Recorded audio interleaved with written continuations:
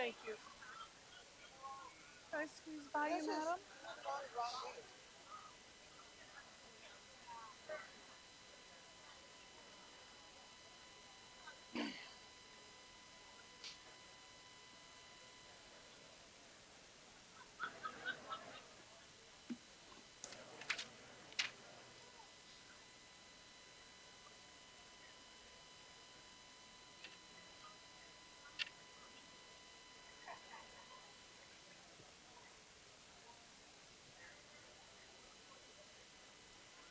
Good morning.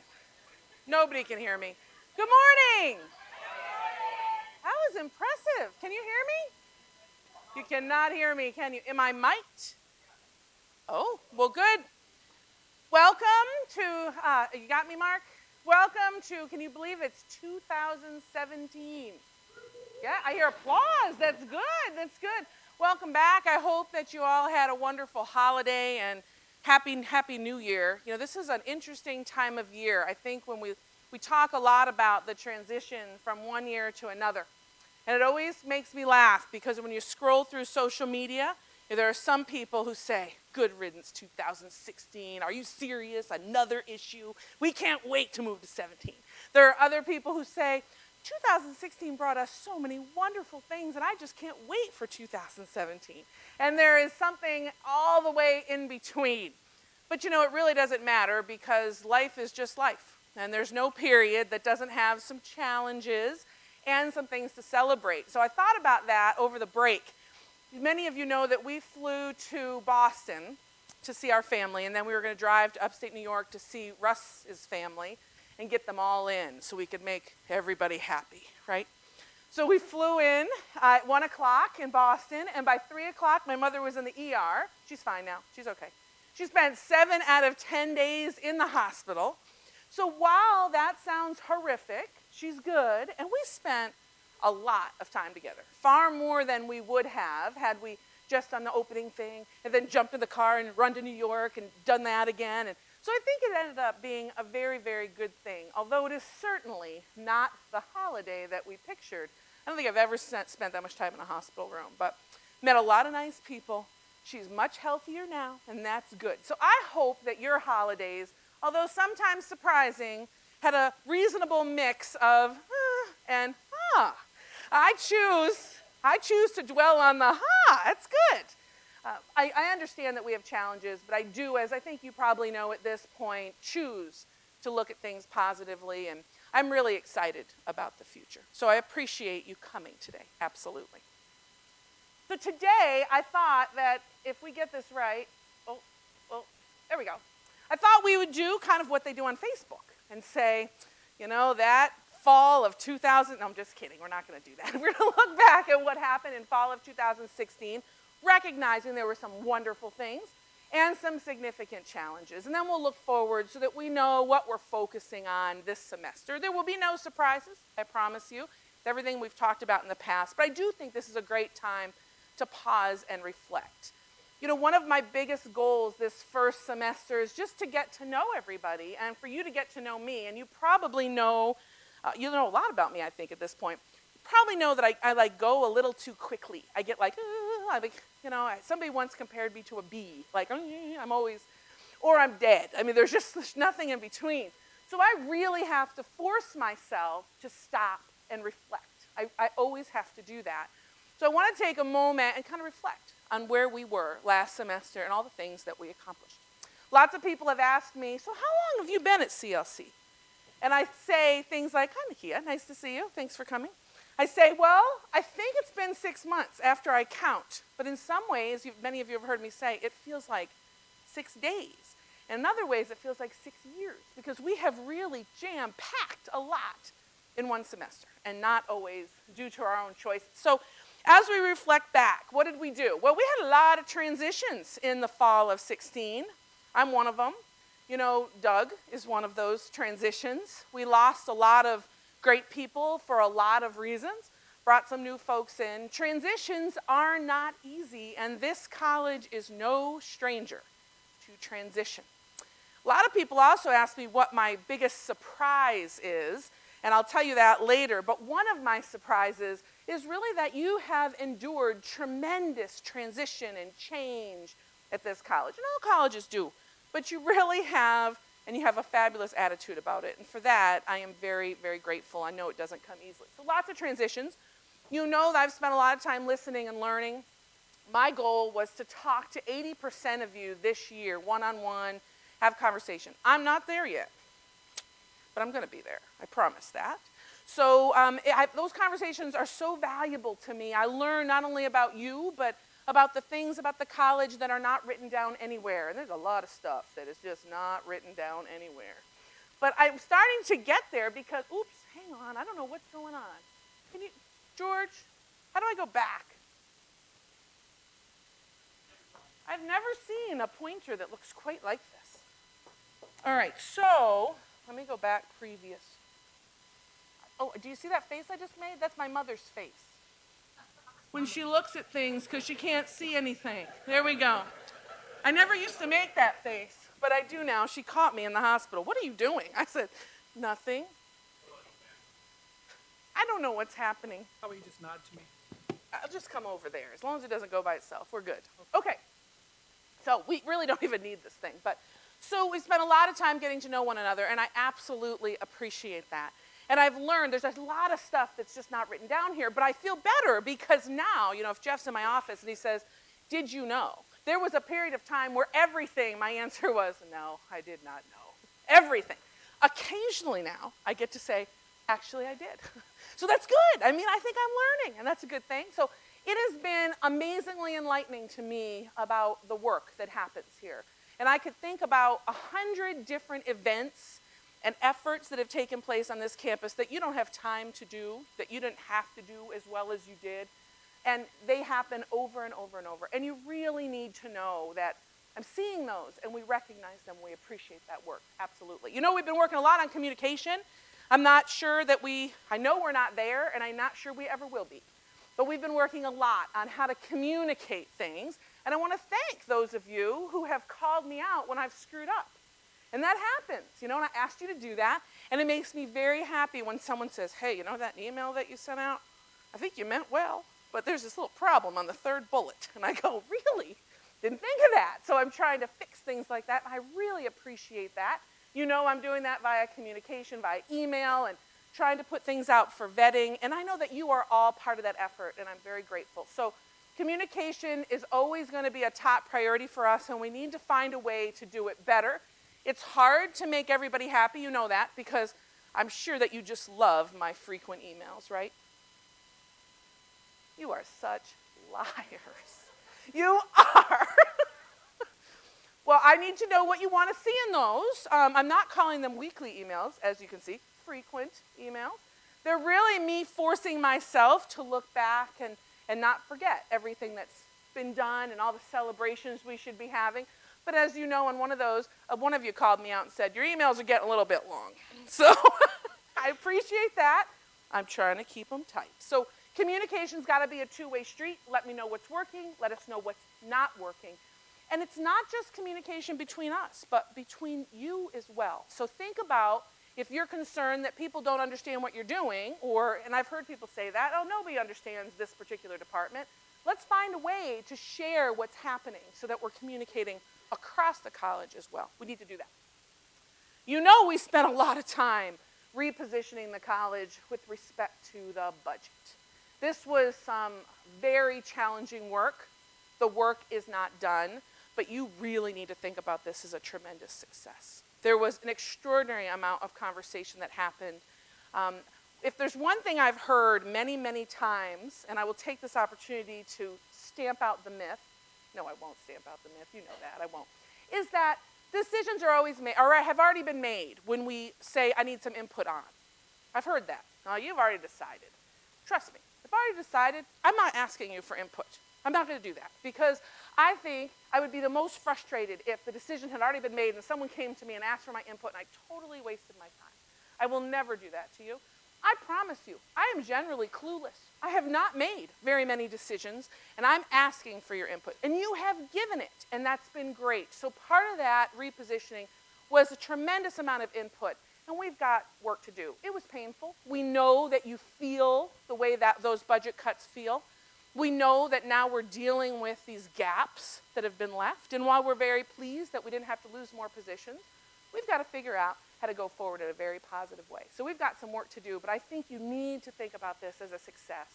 I've never seen a college come together that way, and I'm very, very proud, so I hope you are as well. Part of that repositioning, then all those gaps, and those gaps were across the entire college, but you know, certain departments had deep, deep gaps. So it's not to make light of all the little gaps that were left, because you had to work hard as well, but you know the business office, the bookstore, maintenance, and student services in particular had to really look to see how they're going to do their work differently, to restructure how they're going to operate in those departments. And I want you to know that once again, no decisions had been made. We gave it back to those departments and said, tell us, you do this work. Tell us what we can stop doing. Tell us how we can do things differently. And the proposals that came forward and were ultimately approved, and Kari sent out those for the business office, the bookstore, and maintenance, right? And Jane, is Jane here?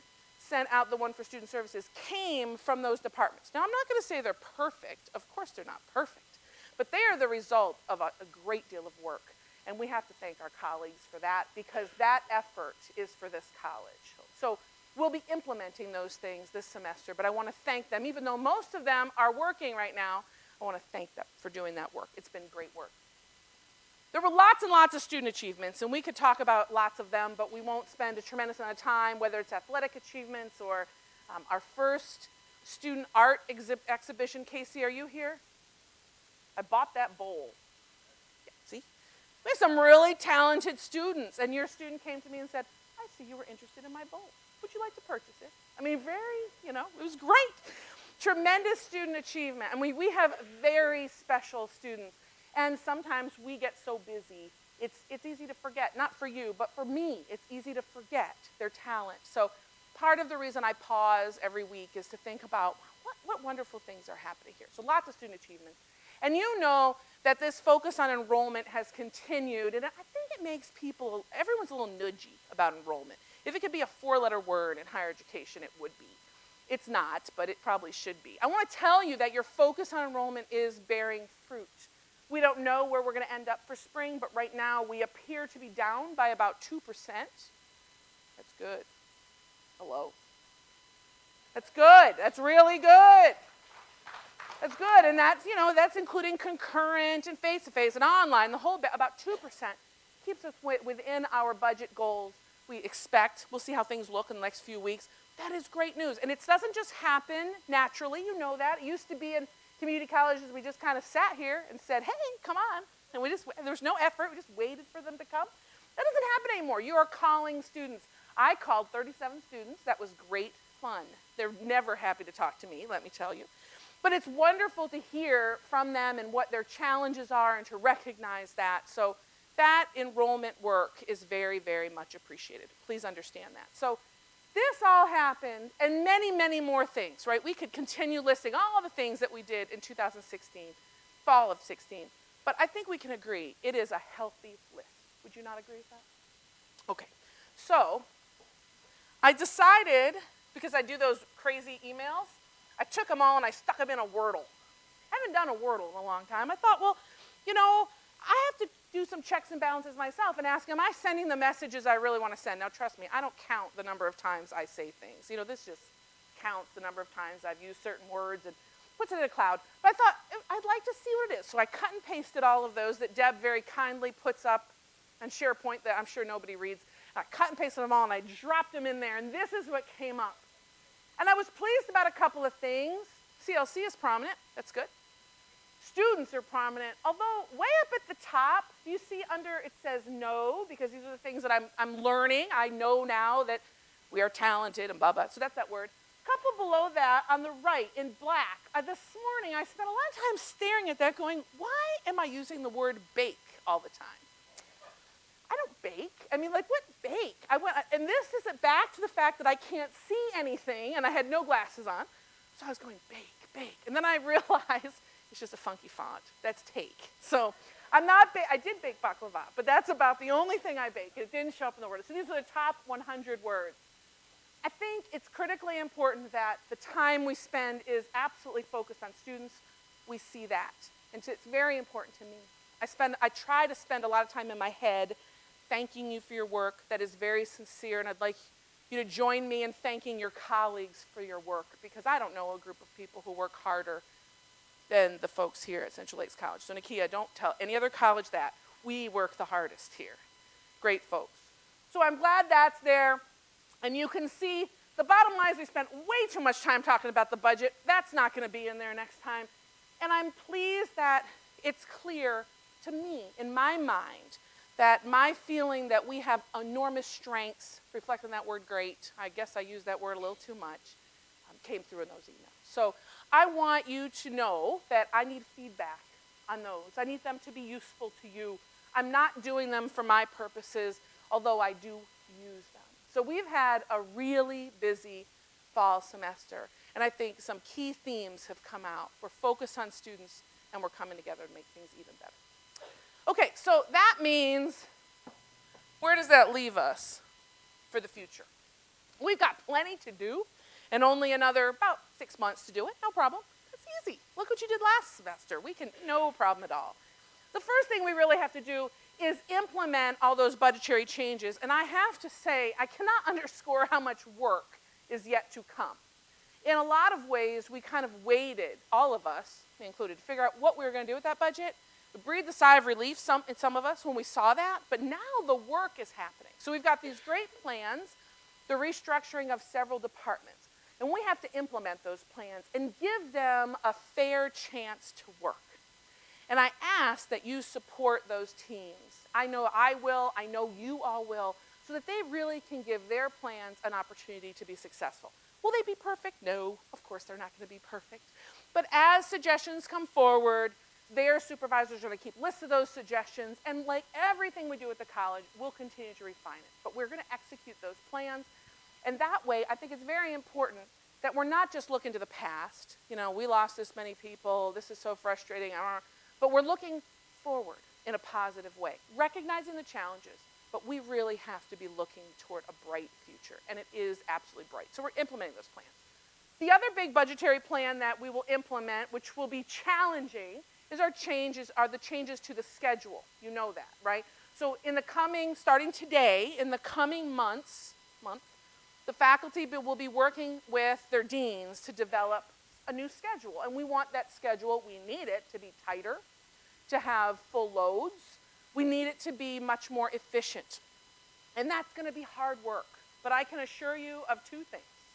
Number one, even though somebody heard me say that we are decreasing the number of online courses, that's not what I meant to say. I'm not saying I didn't say it. I could have said it. I could have said a lot of things. That is not in any way, shape, or form. Actually, 2 people asked me that question. Maybe 3. So I must have said something like that in my jabberings. What I meant to say is, when we tighten down the schedule, we won't do it in a way that inadvertently, without thought, expands just online learning. Because online learning can be, in higher education, a more cost-effective approach, right? So if I have a course, microbiology, so that's what I want to teach in my heart of hearts, right? So I have a micro course and there are 5 people in it. One way that I can broaden my net is by putting it online, so anybody can take my awesome microbiology course. And that sounds easy. And it may make sense if our students need it, if there's call for it, if I have a good course, because right now that doesn't exist. But I don't want that to happen without us thinking about it. That's all I meant. So there is no suggestion that we are not going to put lots of online courses on. And the other words that I think got a little kind of messed up is I said, we'll make sure we have a balance between face-to-face and online. That was not a preconceived 50-50 balance, or 60-40 balance, or 20-80 balance. It was just a balance to meet our students' needs. A balance yet to be determined. Yet to be determined. And I really do believe that you, the faculty, have the most information to help us figure that out. So as we begin the schedule conversations today is your opportunity for input to say, hey, this is what I think we should be offering in order to get to that place where we have higher capacity in our classes, we're more efficient. I know you have this in your mind. So rest assured that your deans have not developed a schedule and they're just going to say, what do you think? That's not happening. You are going to give input, and then there's going to be consultation because that's the right way to do it. It's going to take a little longer than perhaps in the past, but it's the right thing to do when you have my assurance of that. Okay? Does that help? Sure. Everybody heard me say the same thing, right? So, brings up another question. You're going to leave this room, and you're going to say, remember when she said so-and-so? What did she mean by that? So you have two options. It's Jim, who's the one doing it, because I'm sure he just does that. He could just talk amongst himself, say, do you think she meant this, or do you think she meant that? Or he could just pick up the phone and call me and say, what the heck were you talking about? I'd really like you to pick up the phone and call me. Or show up in my office. Heck, you could show up at my house. I don't care. But I really want us to have face-to-face conversation or ear conversation, or you can shoot me an email.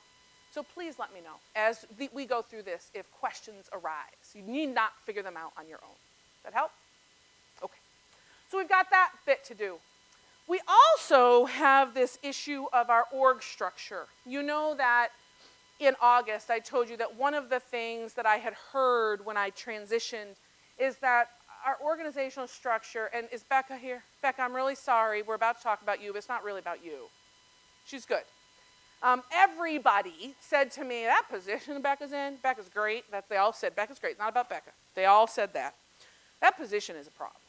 And it went on and on and on. And Becca's nodding because she knows it's a problem. And the people who have been in the position before her say it's a problem. And you all say it's a problem.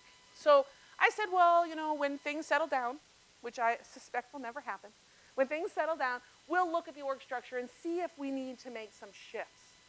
So we got through the budget piece, and we're still working on that. And we had some conversations with our career and technical education faculty, particularly in Becca's division and others, to say, if we were to make a shift to this position, how do you feel about that? Because I will tell you that the other message I heard loud and clear is that we really need someone focused on the Staples campus. It's a critical campus to us, small but very specialized and very special, and it would be a tremendous benefit to us to do that. So I heard that and said, well, what would that mean? That would mean we restructure the position that Becca is currently in. Remember, she's in her second year as interim. So that if we did this, big if, if we did it and we had a dean focused on the Staples campus, that would necessarily mean that some of our career and technical education programs on this campus would have different people to report to. No, I'm not suggesting in any way hiring more deans, right? I'm not suggesting that. Can you imagine that? How would that go over? I think we need more administration. Yeah, I'm not saying that, I promise you. Some things I do know. Some things I came in knowing, that's one of them. So that was the question to the faculty. What do you think about this, and how does it feel? Should we even look? I promise you, no decision has been made. So here's what I heard from all the faculty who participated, and I'm not going to say it's everyone, and there's going to be another opportunity, I can't remember the date, but sometime in January. There is agreement that the position is broken. Broken. And in my heart of hearts, I believe that we must stop the administrative turnover. You guys do amazing things, but you should have, in a perfect world, administrators who are there, stable, you get to know once, build that relationship, and you can just go do your thing. When administrators constantly move, I think it makes your life harder, and I think that's been a challenge at many colleges, including Central Lakes College. So we could just hire that position for what it is and then say to the person, could be Becca, could be someone else, thank you for applying for this impossible job. I hope you stay for a while. We might change it. Who knows? We could do that. Or we could restructure it now. What do you think? And that's what I asked. Almost all the faculty, I can think of no exceptions, said the position really is broken. We need someone focused on Staples. And then, yes, we can accept that we will have someone different to report to. Then they had a caveat. We'd really like to pick who that is, which, sorry, I wish I could make you that happy. You can't pick who you report to. But there was a general acceptance that, yes, we understand that. So at this point, given that input, I've asked you all for feedback. I got some this weekend. Thank you for that. You were in break. I get that. Give me feedback if any of you have thoughts about that. But because the faculty said, yep, I think we should at least look at this, then we're going to start looking at how we could move things around and what makes sense. It gives us the right balance. The goal is to keep things stable and make sure that you have the support that you need to do the work that you need to do. I absolutely know, deans, close your ears. I absolutely know that in my perfect world, you can leave your ears open for this. I think you can. In my perfect world, your dean is someone who you really get to know. They know your program, they know you, and they are a primary advocate. And then they kind of leave you alone, right? You don't want your dean in your business all the time, do you? If you do, I'd like you to sign a sheet of paper, and so that we can say we are the only college on the face of the earth that wants that. We'd be in the Chronicle of Higher Education for that. No, you want to do your work, right? And your deans are there to help you get there. Some people need a lot of help. Some people need a little help. It depends on the year, but it's all about that relationship. So we need to stabilize those deans. So we will be looking at, is it possible to get someone to focus on the Staples campus and what that means? What are the different models? If you have ideas or thoughts, I absolutely want to hear them. The first thing I will tell you is that if we look at the number of programs on the Staples campus, one thing that people ask is, well, there aren't really enough programs for a dean on the Staples campus. And that's probably true. So what we will do is, if we did this, to add additional duties and responsibilities so that it is a balanced workload. For example, it may be a good place to put grants. We don't have a place to put grants. That's a possibility. So we'll be thinking as creatively as we possibly can. I haven't asked Keith if I can tell everybody this, but since the other person that usually comes up in this mix is, well, what about Keith? He's over there anyway. Because he's just over there anyway. And that's true. Well, can he just do the Staples campus? No, he cannot. Keith's entire salary is not paid for by our budget. I'll say that one more time. No part of his salary is paid for by our budget. He spends half of his time with AgCentric, the other half of his time with the Ag and Energy Center. So the funding for his position comes from those two places. And he has a handful of programs that are awesome programs, of course. And he has, 10% of your time dedicated to being a dean. 10%, 4 hours a week. So we have to ask the question, does that make sense? Although everyone loves Keith, it's not that, right? It's not that. But I think it's important that we realize he's not just sitting over there. Well, maybe he's eating bonbons. I don't know. I mean, he could be driving that combine. That was the most fun I've had in a long time. That's right. You're probably just driving the combine, with your phone going on a movie. So he's busy. It's not that easy. That could really happen, couldn't it? Is there Wi-Fi in the combine? Don't answer that question. Never mind. All right, so we're going to look at this. Want your input? And when we have a proposal, we'll kick it back and you can let us know what you think. If we're going to do anything with that position, it has to be fairly solid by the end of the month, because if we are serious about stabilizing administration, we've got to advertise for that position in February. Otherwise, nobody will apply. Right? Got it? Becca would like to. She's like, heck, advertise in April. The pool will be in one. No, she's done a great job. Great job. Okay, questions about potentially looking at the organizational structure. You will give me input if you have it, right? Thanks. I will not spend a whole bunch of time on the rest of these. I just want to make you aware that we haven't forgotten about them. There's work happening with the HLC assurance arguments. Dave Heidela wrote criteria 1, 2, and 3. We've got a great team working on 4, and we'll have a great team working on 5. This is not due until next fall. We're going to have it done this spring so we can send it to an external reviewer and get some feedback so that we're really well positioned. So we're doing just fine. Just wanted to let you know our accreditation is not in jeopardy. All is going well. And thank you for those teams. They're doing tremendously heavy lifting. We are continuing to work the strategic plan. How many of you have seen the strategic plan?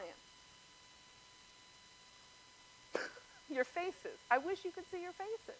I mean, it's really quite unbelievable. So strategic planning is not generally one of those things that people go woohoo about. We have a lovely strategic plan. It's just really big. Big. It's really big. And there's a lot of work that's been done and a lot of work to come, and that's awesome. So what we decided to do is refine it, not change it, refine it so that it's a little clearer what we're focusing our efforts on, take away the things that we've already done and focus on the things that we're focusing on. So the strategic plan is a plan, not a dissertation. And it's not critical. This happens to many, many, many colleges, but my mind is small. I need to be focused. So the administrative team has looked at those, and it will go to cabinet as is prescribed by the description of cabinet. So we're working on that. And you know we spent some time on commencement. All of you, well, I think there were about 40 some of you that responded to that little survey at the beginning of the semester and asked lots of questions about these topics. They were super helpful. I appreciate it. And one of them was commencement. What do you think about bringing commencement back to campus? It would mean that we have 2 ceremonies here. Overwhelmingly, there was agreement that we should do that. For me, I desperately want commencement on this campus. I will be honest. I know our students want to graduate here. And I think it's a wonderful opportunity for parents and grandparents and aunts and uncles and nephews and nieces to hear the listing of all of our programs. I just think it's a missed opportunity. So y'all said we want to do that, so we're doing it. Ken is leading it. We necessarily have to split the ceremonies on the Brainerd campus because we cannot possibly get them all in the gym. That split that's been proposed is Lib Arts and Career and Technical Education. Now, it is not lost on me that this is not ideal. The split has to make sense to students, most importantly, otherwise they have no idea where they're supposed to go. So it seems to be a logical split.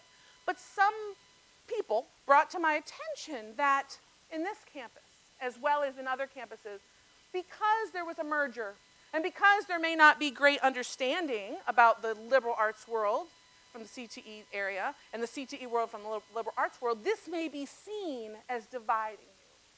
I want you to know that I don't have another option, but the intent would never to be to divide you.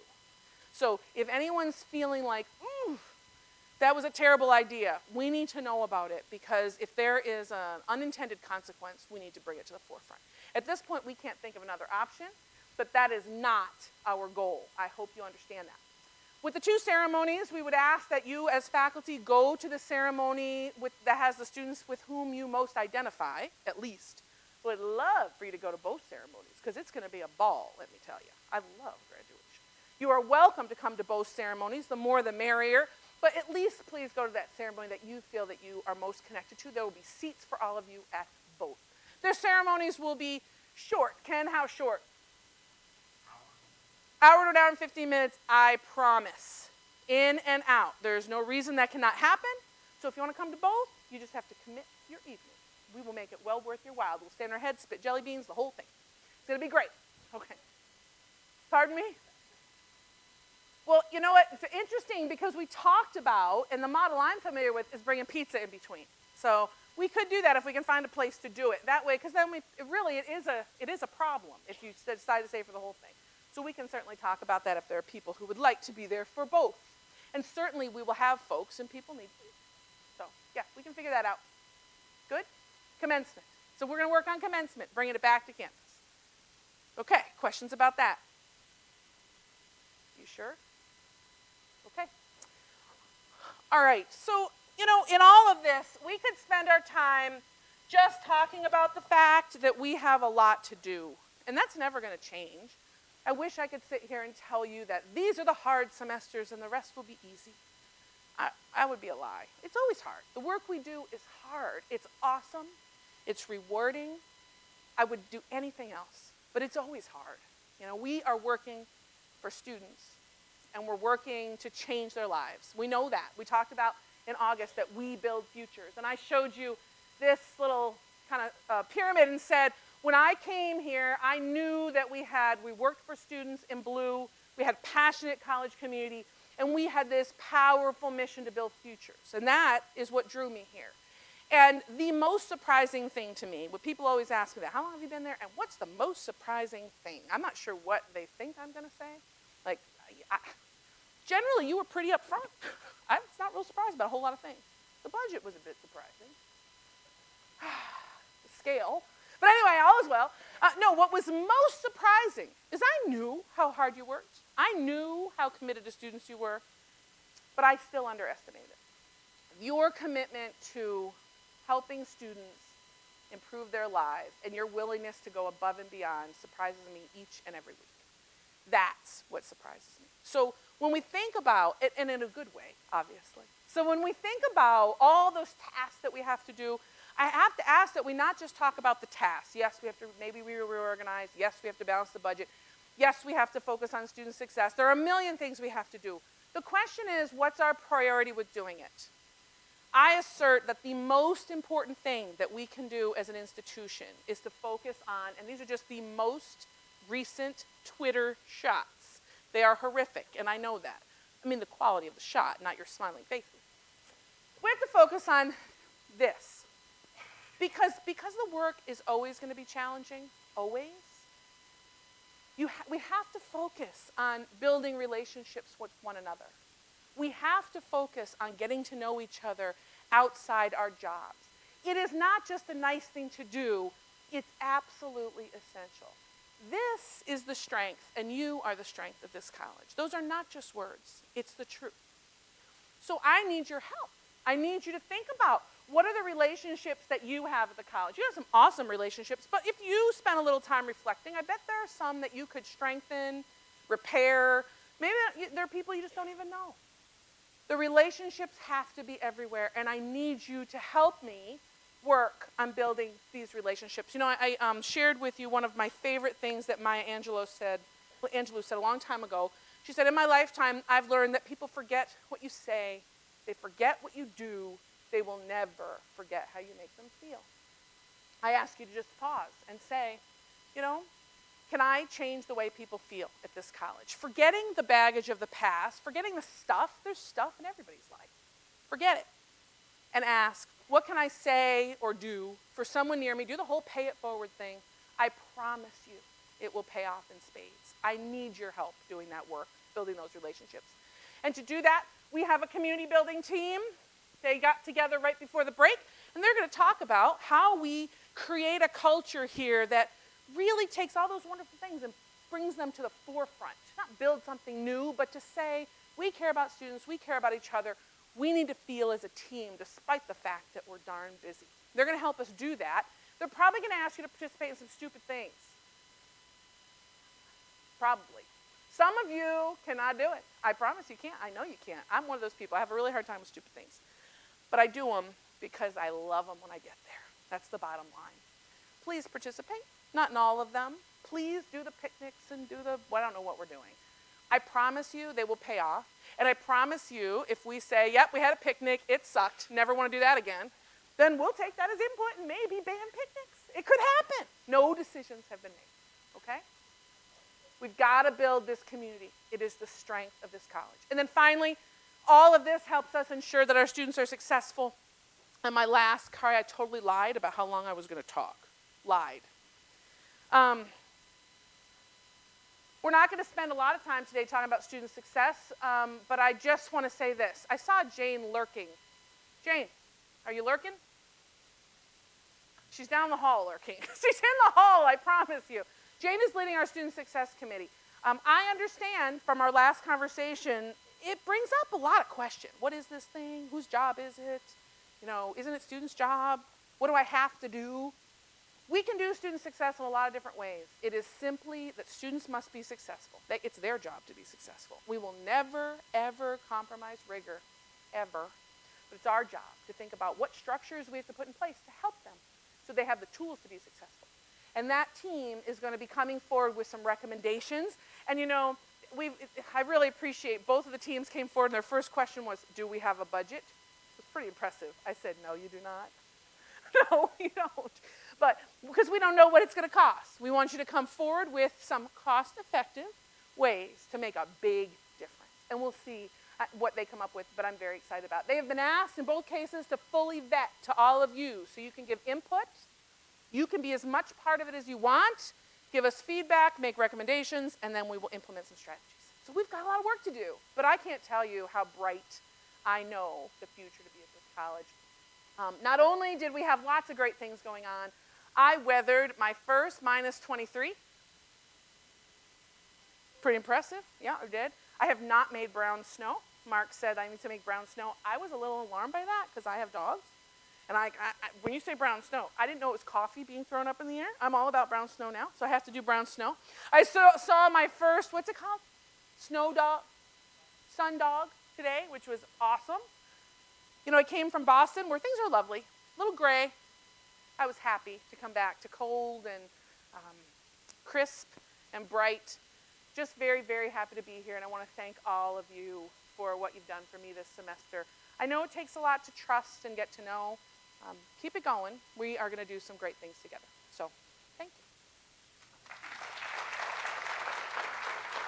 So you would think you're done with me, but you're not. Well, you are kind of done with me. So I need your help. I need you to picture me in a very different way. Picture me with a lot of hair. Stretch, I know. It's gray, and I'm tall and thin. Okay? Very tall and thin. I'll be right back. Just capture that in your mind. Thank you.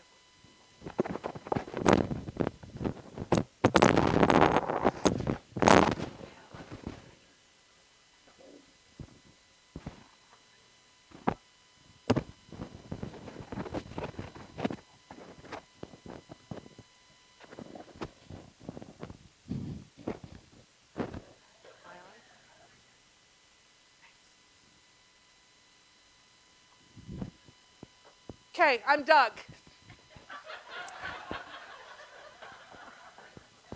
Okay, so now Doug Karen is before you.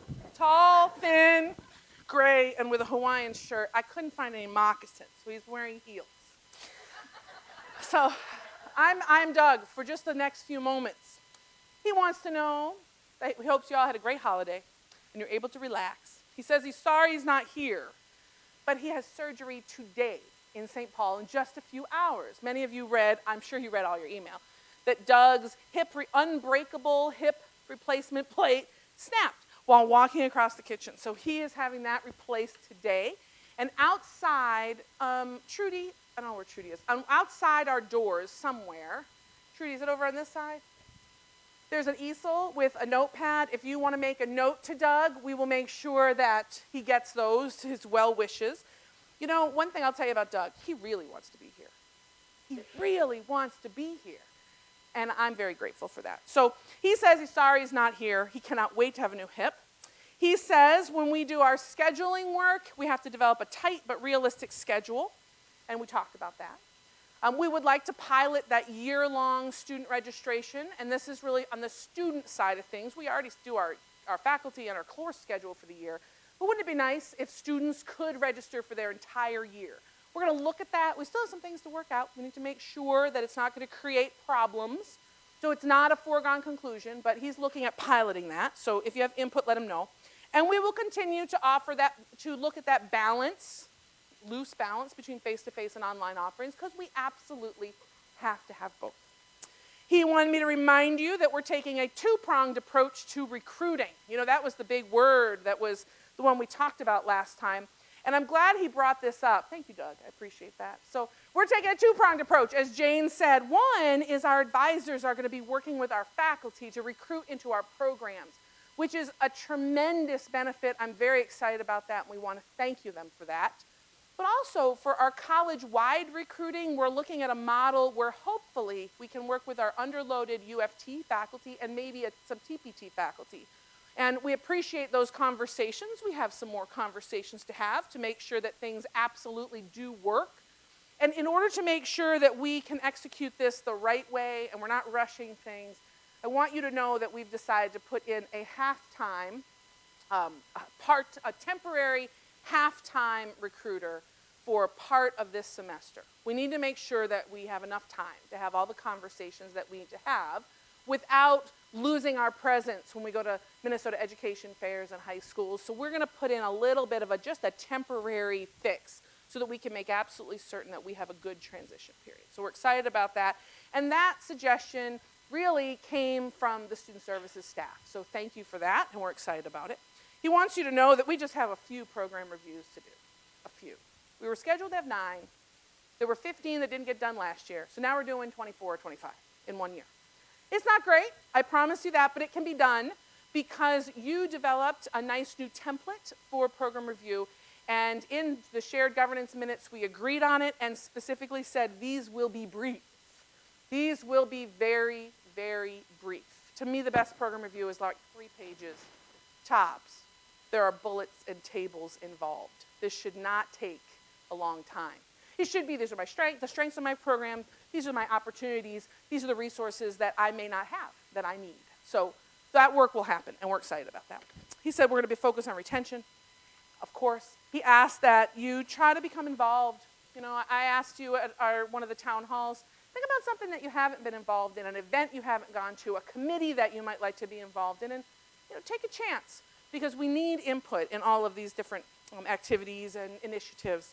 And then he wishes you a great start to the spring semester. I'm reading his last bullet so I don't get it wrong. Hope to see you soon. I'll be the gray-haired person tooling around on an electric cart for a while. That's from Doug. Thank you. Now you're done with me and you get Kari.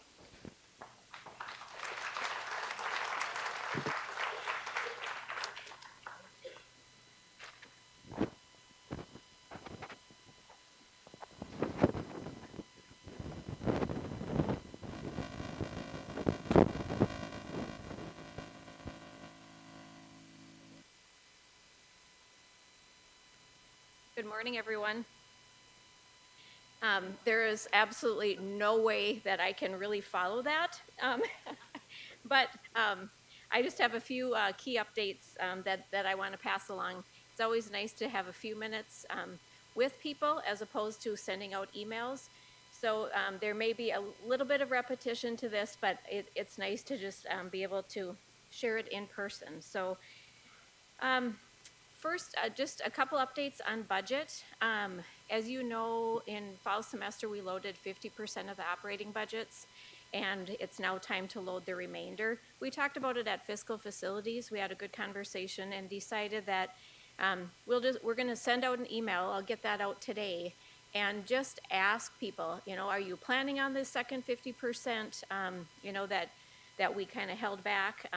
And we need to hear back from you. I mean, if you have plans, where your spending plan is counting on that, let us know, and we will load that second 50%. There may be circumstances where you don't need all of that, or things have changed, and let us know that. And then I think probably more on the non-academic side, we're going to try to look at spending patterns and that type of thing, and possibly look at some reallocation of funds. But just quickly, I'm going to send out an email asking if you have plans for the balance of the 50%. Please respond to that. If we don't hear from you that you don't have the other plans, you may not get that full 50%. So let us know, and then we'll wrap up the conversation and share results at fiscal facilities in January. Fiscal 18 budget, it's time to start thinking about that. Chris Anderson sent out on December 9th the 18 budget requests. And again, remember, that's operating, equipment, technology, facilities, staffing, and a spot for other. There's also some click buttons, so you can link to our strategic plan goals and that type of thing. It's really important that we make those connections, but we've tried to make it simple for you to respond. Last year we had the best response ever on budget, best response ever, and I thank you for that and ask for your help in keeping up on that response rate. Wednesday, January 25th is the deadline for that. I know I talked with Doug about it before we sent it out in December, and I think you've got some division time over in service, so hopefully, as you develop schedule and that type of thing, that can inform your budget request for next year. I want to put in a plug for Fiscal Facilities Committee. I guess there's a theme here about getting involved. We've heard that the Fiscal Facilities Committee would really like to be more involved in budget. If you go back a decade or two, they were very involved in operating budgets, equipment budgets, and that type of thing. And so I think it's awesome that people are interested in getting more involved in that process. So I think we're going to have some good conversations in the spring. So I'd encourage you to get involved in that. Steve Anderson and Mark Platter are the co-chairs, and the meetings have been set up for the whole year. So reach out to any of us as if you need more information on that. Quick update, Minnesota State has been working on an e-procurement system. This is it's going to link to our ISRS, or our web accounting.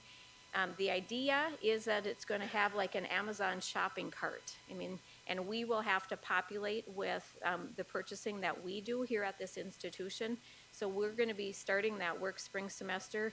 We're in phase 4 implementation in April, but we wanted you to know that that is something that's coming down the pike. You may be getting some questions. We've received no training or anything on it at this point, but it should be a good product that will simplify purchasing for you, and we just want you to know that it's coming up. It will also generate things like a contract. If you go in and you're trying to do something and it would require a contract, there should be a contract template that is pulled up so you can just fill in the blank and kind of move on. So we look forward to that. Some business office updates. This is actually the same as what I updated in the fall. W-9s are required for all new vendors. Whoops. And fill out your forms. Special expense, travel reimbursements. We do have a new mileage rate as of January 1. And I'll send that information out after this session today along with this update. The mileage rate actually goes down just a little bit as of January 1 to 53.5 cents. I'll continue to send out reminders about monitoring budgets. And SharePoint, again, is a good resource.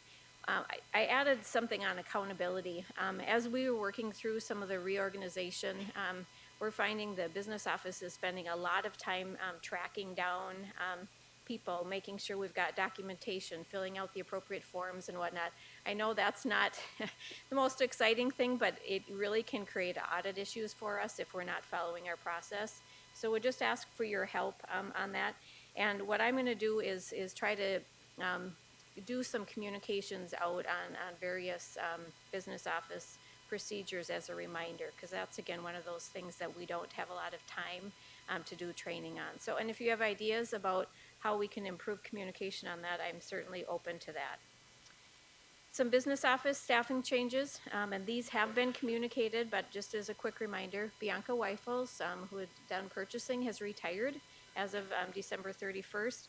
And so you can see the list of people. Sheila's doing long distance codes, Debbie's picking up cell phones and vehicles, Barb Reese purchasing, Audrey Thiesing furniture and inventory. And then we're also working on a transition with student services where the business office bookstore will be picking up mailroom postage and vehicle reservations. So we'll be working through that and watch for more information on that. In maintenance, we've had 3 retirements. Patty Murphy, Diane Monier, and Eldon or Ike Kangas are all retired. So we are limited in our staff at the moment. We're in the process of hiring. They did interviews over the Christmas break, and we'll announce those folks as they are replaced.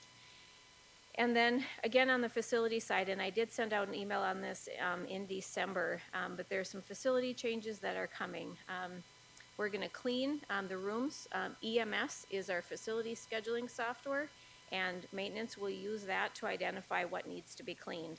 So the message is, if you're using a space, make sure that Karen Murtis or Jody Longbella have it in the schedule so that we know that that room is being used and we can, make sure that it's cleaned appropriately. We're also going to change the setup. So if you have an event, there's going to be a worksheet that you can get again from Karen or Jody so you can tell us how you need that space set up. So instead of doing a work order, there's a worksheet that we'll use.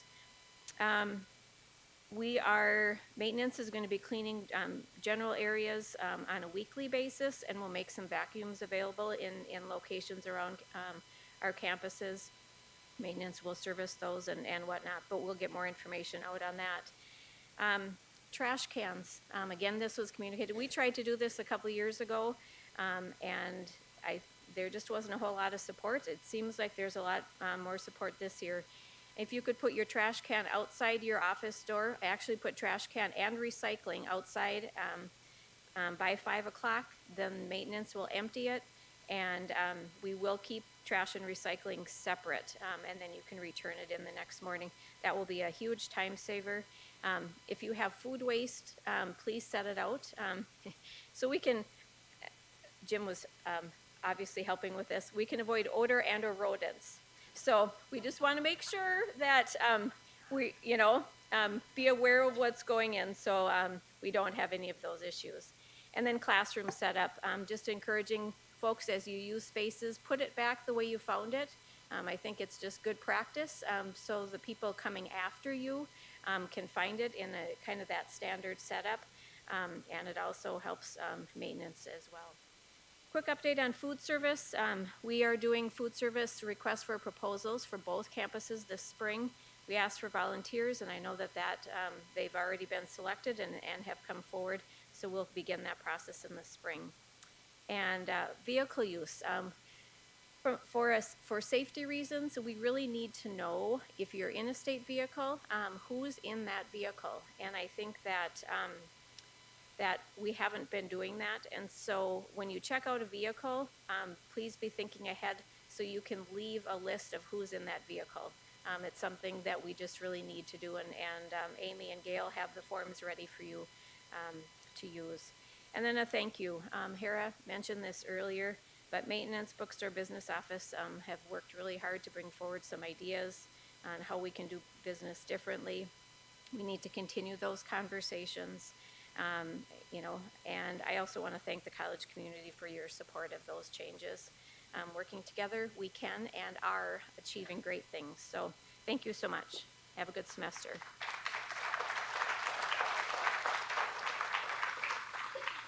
And yep.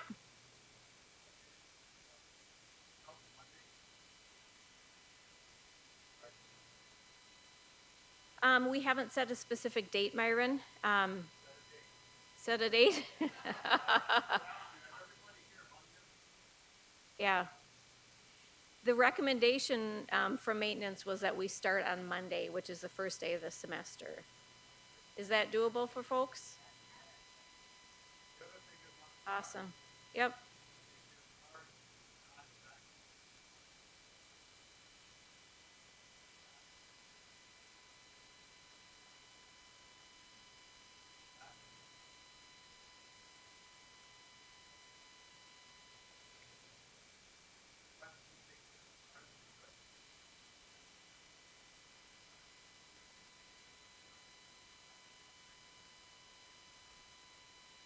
Yep.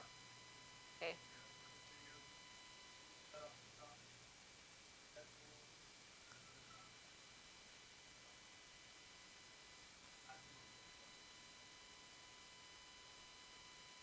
My understanding from Jim is that we weren't going to use the work order system for the setups, but it was going to be this worksheet, and we'll figure out how that gets back to maintenance so you know the setup. Okay. And I think what Myron was saying, if for those of you that maybe couldn't hear him, for vehicles, it's kind of that common courtesy piece. If you use a state vehicle, take the garbage out, when you're done, and just, common courtesy. Just take care of those things, and it helps all of us, and it's ready for the next person as well. We'll get more information out about the timelines, but sounds like we'll go with Monday, the first day of the semester, and thank you for your support. It is 10 o'clock, so I'm getting the word we're going to do a 5-minute break. So a quick 5-minute break, and then we'll gather for Mary's legislative update.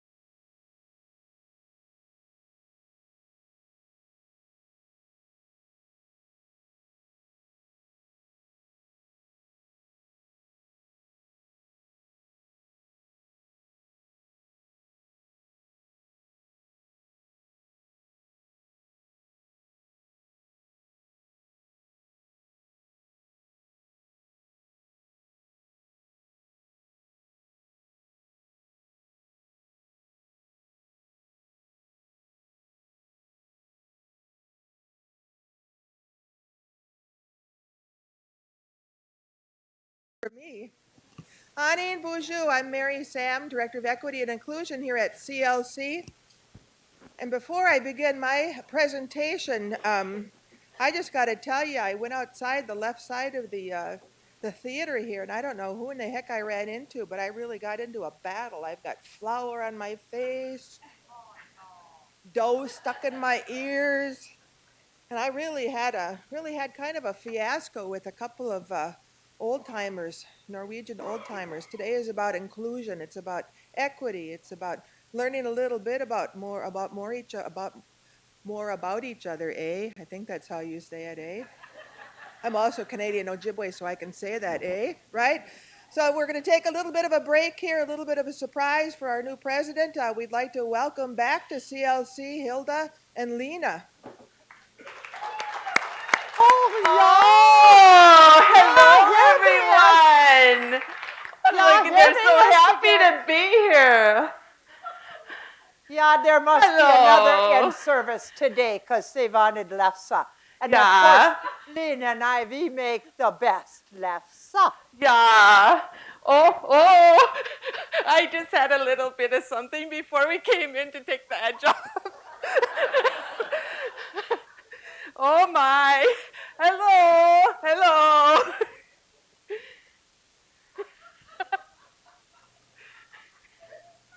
This is being live streamed. Thank you, Mark Ambrose. Well, we have quite a crowd out there, Hilda. Yeah, isn't this nice? Yeah. Oh, what you coming over here for? I just wanted to give you a boost if you needed it. Yeah, well, we got a lot of work to do. You know, Yeah. there's a lot of people here today that want to eat lefse. Yeah, she's a little older than me, so sometimes she needs some help. Yeah, say, Lena, Yeah. you know, I haven't been here for quite a while. Yeah. I heard you's got a new president here. Oh, yeah, come here, come here. Well, I want to meet her. Careful on the step here. Yeah, well, isn't she coming up here? Well, Yeah, that didn't could be you read just your- as easy. Didn't you read your script? Yeah. Well, Hera, you're in the crowd. Please come and join us. Oh, yeah. Oh, yeah. Yeah, you know, I think we have something special for you. Well, Hera, Yeah. this is my good friend Hilda. Nice to meet Yeah, you, Hilda. oh, it's so nice Yeah. to meet you. Yeah, just a minute. Yeah, oh, it's so oh, yeah. I heard you was a real live firecracker. That's Yeah, me, yeah. firecracker. I'm all so. good to know what- Oh, okay. Well, you know, I know that the people, they all have been through this one once before. Oh, they have. Because I think our president that retired got this gift. Oh, really? They thought it was so wonderful that they decided they wanted to give one to you too. I'm honored. Yeah. Yeah. So yeah, everybody here put $1 in a basket $1. and they is gonna send you on a cruise. Yeah. Yeah, but oh, Lena, Yeah. I sure hope it isn't that cruise that my cousin Torvald took. I hope my not either. cousin Torvald, I hope this doesn't happen for you. I hope not. Yeah, my cousin Torvald. Just a minute. Take your time. Yeah. Yeah, Yeah, you need to look at your script. I got to roll a minute. Yeah. Yeah, well, my cousin Torvald, he was looking through the newspapers, and he saw this wonderful luxury cruise, and it was only $69.95. Well, he cut that $9.95. right out of the Yeah, paper, to the budget. and he ran straight down to the travel agency. Of course, it was kind of a dingy travel agency on the river. Not on Yeah. the river. Yeah, well, he went in and said to the agent, yeah, I want to take this lovely, wonderful luxury cruise that's only $69.95. And he says to him, yeah, but you got to pay cash. Oh, yeah, he plunked his money right down on the counter. And wouldn't you know, all of a sudden, these two thugs, they come leaping out of the closet. They whack my cousin Torvald over the head. They shove him in a barrel and toss him in the river. That was the cruise? Yeah, it was a few minutes later, and a fairly handsome Swede walked in. He saw that cruise too. Yeah, he said he wanted to take it. Oh yeah, but you gotta pay cash, and he plunked his money on the counter. Well, those two thugs, they come leaping out of the closet again. They whacked that Swede over the head. They shoved him in a barrel and tossed him in the river. Yeah, well, they was bobbing along together. And when a few hours later, they regained consciousness. Well, my cousin Torvald says to the fairly handsome Swede, he says, excuse me, do you think that they should serve a dinner on this luxury cruise? And the fairly handsome Swede says, no, I don't think so. They didn't last year anyway. Yeah, so I hope. Oh, yeah, oh, Great. yeah, oh. Beautiful Lefse. Yeah, I hope. Well, you'll love our lesson. I know I will. Yeah, I it'll will. be out during break. Can't Yeah. wait. Cannot wait. Oh, yeah. Well, it's so nice Pleasure to to meet you. meet you. It Yeah. really was. Thank you. Oh, Thank you yeah. very much. Oh, Yes. yeah. I Well, feel we, very honored to have this gift. Thank you. well, we really have to get busy now. Yeah. We've got a lot of work to do. Yeah. Oh, just a minute now. I've got flour all over my little. I really don't get in front of people making lessons, so I kind of forget what I'm doing here. Yeah, very often anyway. Yeah, where are we now? Yeah. You know, we do want you to know, Lena and I, as always, we don't gossip. No. But we do share the news because it takes a long time to make this. So what is we going to do? We Yeah. share the news. And let me tell you, Lena, I heard a lot of news about the CLC crew and what they've been up to over Christmas vacation. Are you a little scared? Well, you should be. No. Well, what have you heard? Well, did you hear about Paul Hoffman? Paul. Is he here Where's today? Paul? Hi, Paul. Oh, yeah, you and your wife, you are so dreamy, aren't you? Yeah, you decided that you was going to take your wife on a little second honeymoon over Christmas vacation, didn't you? Yeah, and they was going to motor all the way up to Niagara Falls. Niagara Falls, well, you know, that's the lovers' vacation spot. Yeah, well, and he thought about all those lovely children that he has. And Lovely how maybe children. he just couldn't afford. Very well behaved. Yeah. He just couldn't afford such a vacation. So, he decided to take his wife to a car wash. And they drove through real slow. Yeah, oh, Paul. Well, how about that Mary Sam? Oh, yeah. Mary Yes, she Sam, was. you want to come up and tell us? All right. Come on. Come on. Well, Mary Sam, I don't know if you all know this, but Mary This is a good Mary one, has a son up there in Duluth going to college. Yeah. And well, when she was up there visiting over the break, and well, she entered a swimming contest. Yeah, I heard she's quite a swimmer. Well, she entered in the breaststroke competition. And well, she swam against a Swede and a Norwegian, and they swim right in that little channel right up at Canal Park, right in the middle of winter. And so first came in the Norwegian. Second came in the Swede, I'm Swedish. And then Mary came swimming in. She was so exhausted. And Poor Mary. Poor Mary, yeah. But she's here today. We can be glad of that. And she said, well, I don't want to complain, but I think those other two women used their arms.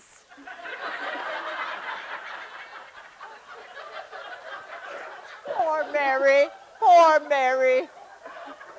We're so glad you made it back. Now, Where we did know we this find is these a non-sexist campus, but you know, we are old-fashioned.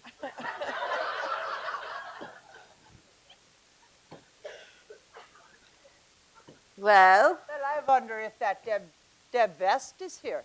Yeah. Is she here? Deb? yeah.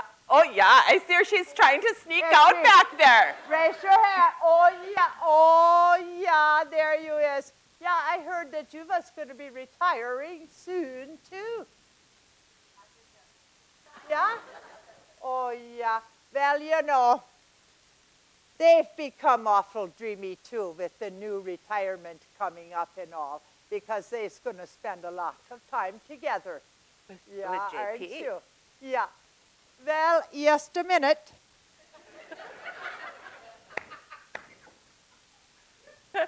Well, they are going to be going on lots of trips over their retirement. Oh, her and Yapi? Yeah. Yeah. JP, yeah. Yeah, so they decided they would get a little head start on it. And they decided they was going to go on a little trip over Christmas vacation just to see how it feels. Where did they go? Then they went to Minneapolis. Ah. So they was driving along when all of a sudden, and they was just getting to Minneapolis, JP, he puts his hand over on Deb's knee and he says, oh, I guess I wasn't talking into this before. It must be something in the vein. Just a minute. Let me read. Yeah. Whew. Yeah. Well, she giggled and she says, you know, JP, you can go farther than that if you want to. Didn't you? Yeah, you're getting ready. Yeah. So he decided to drive all the way to Rochester. Yeah, oh, they had a good time. Oh. Is our 15 minutes up yet? Oh, well, yeah, but we've got a couple of really important things that people was doing over Christmas. Yeah. Oh, Yeah? Yes, yeah. Well, we're looking for Patrick. No. Not yet, we aren't. They're not. No? Is he in here? Let Is me he look. here, Patrick? Oh! I think he's watching that newfangled streaming. Come on in here, Mr. Patrick. Yeah, because I saw him earlier. Now that you're not here, then you're wrecking our piece of information, Patrick. Yeah, I saw him Did earlier. someone else get the letter? I saw something in his pocket, Patty. Yes, I did. I wonder. Yeah. Well, I just happen to have a copy of that. Yeah, I heard that he was handing some things out to all the men around the campus. Only the men.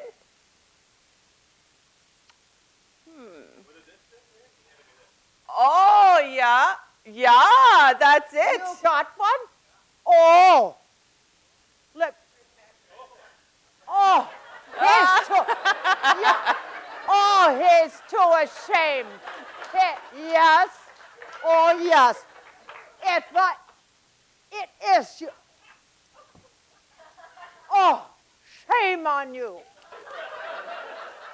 Shame. Yes. Well, It is. Well, you all be. well, this is Patrick's letter he's been giving out only to men. So Dear- beware. Dear friend, this Shane letter was started in the hope of bringing happiness to all tired Norwegian gentlemen. Unlike most Shane letters, it does not require money. Simply send a copy of this letter to 5 married Norwegian gentlemen friends. Then you just bundle up your wife and send her to the fellow whose name heads the list, and then you eliminate his name and then add yours. When your name reaches the top of the list, you will receive 15,186 women, and some should be dandies. Have faith and don't break the chain. One man broke it and got his own wife back. My best remains, Patrick Spradlin. Shame. Shame.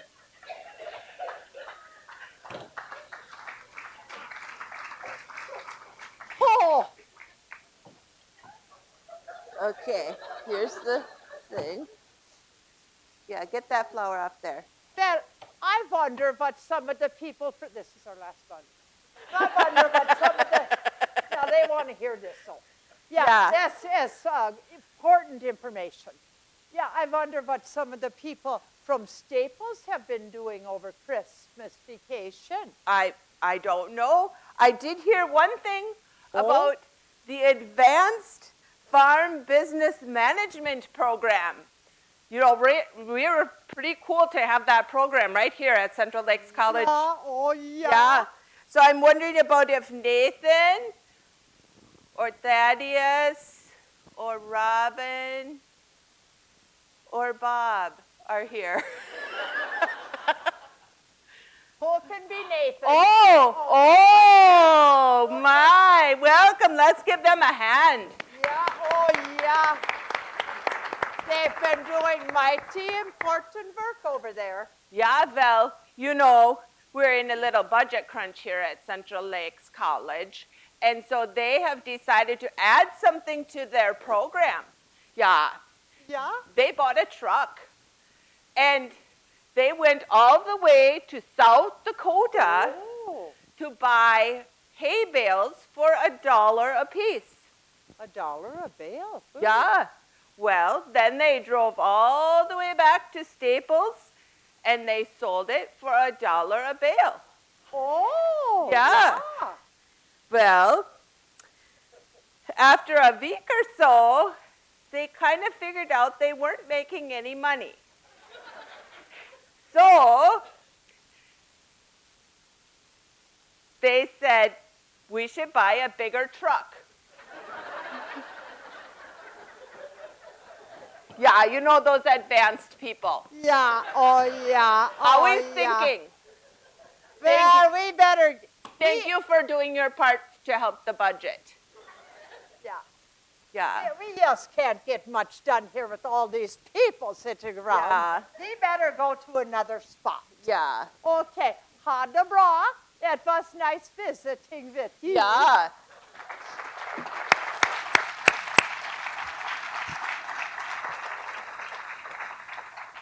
Big Witch, Patty, and Itty. It's always a joy to start the new year having a good laugh. Hera said, make sure you build in something fun, Mary.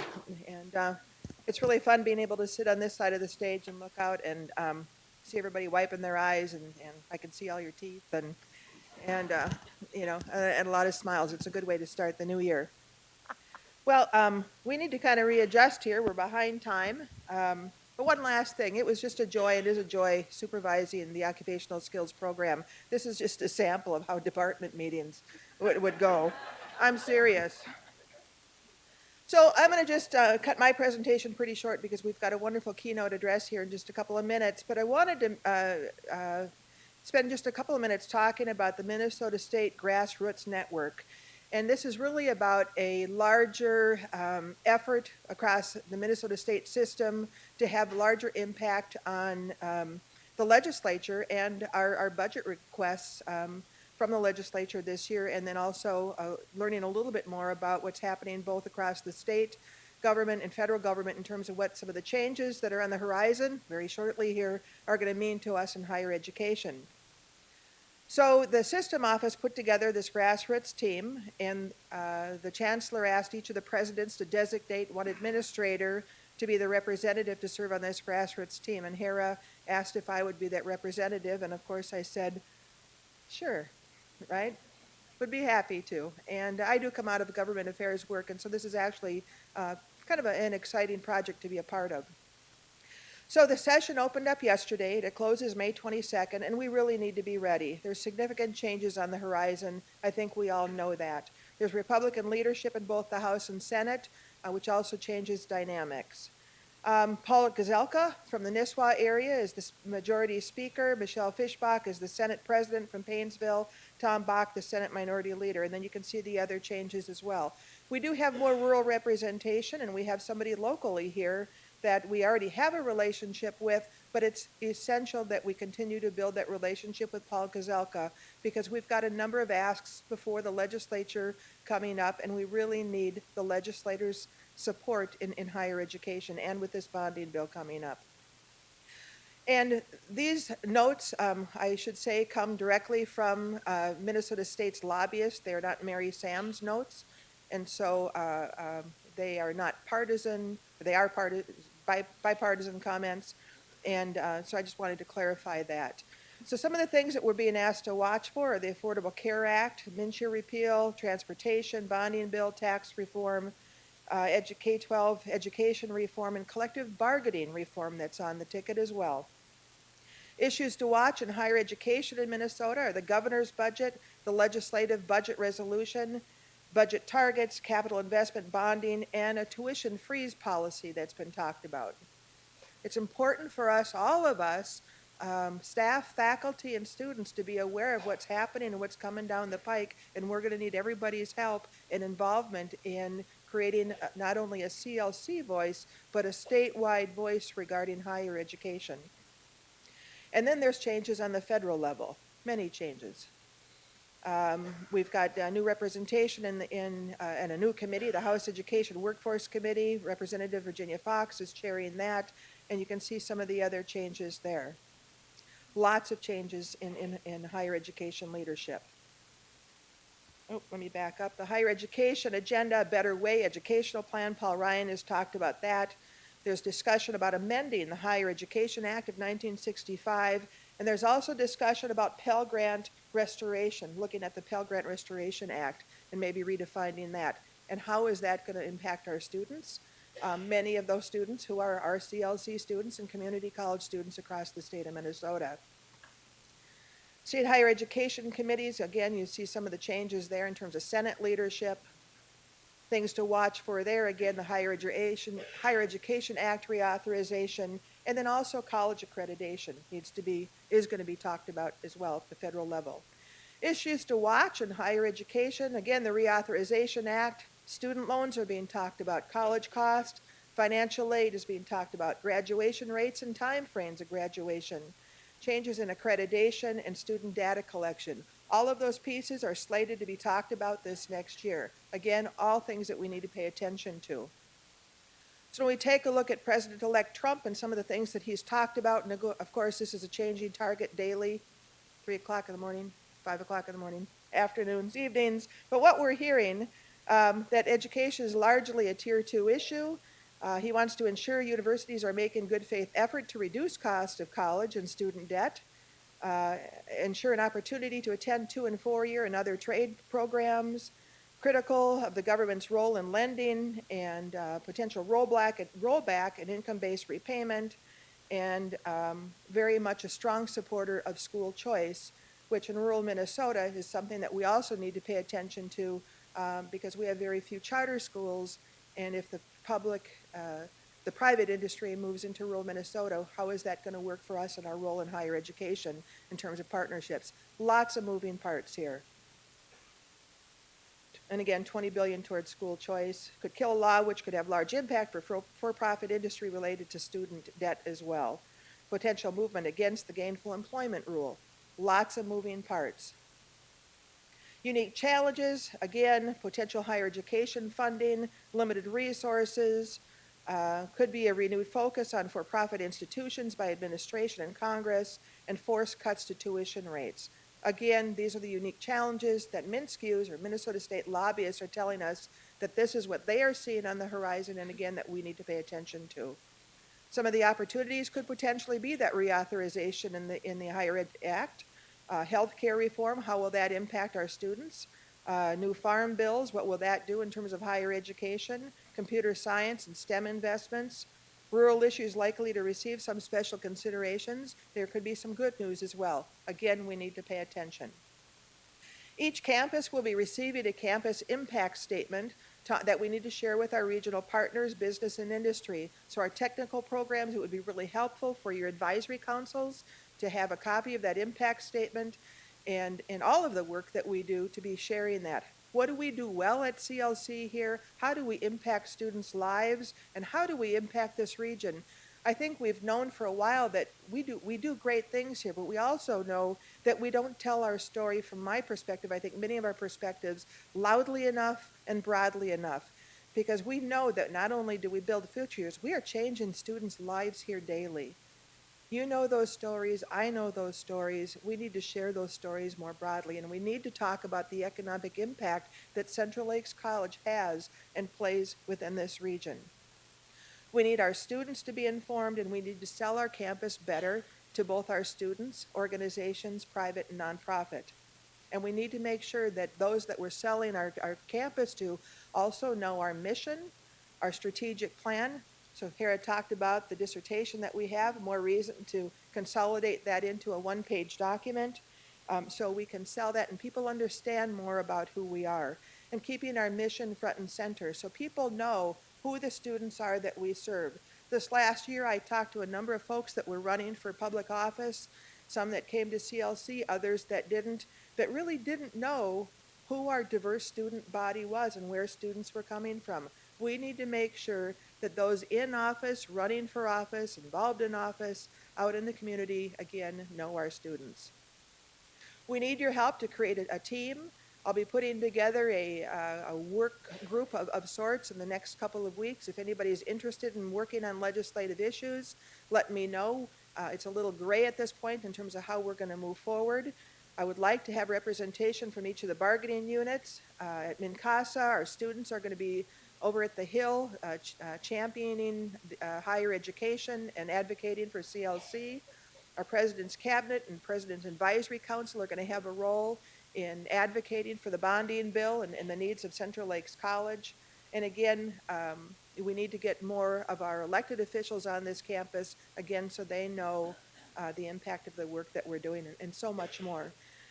So if anybody has any interest, let me know. You've already been receiving legislative updates from me weekly.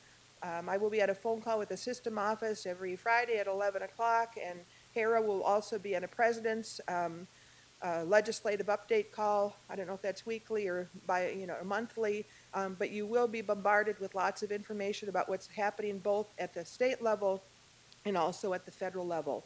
We need your help.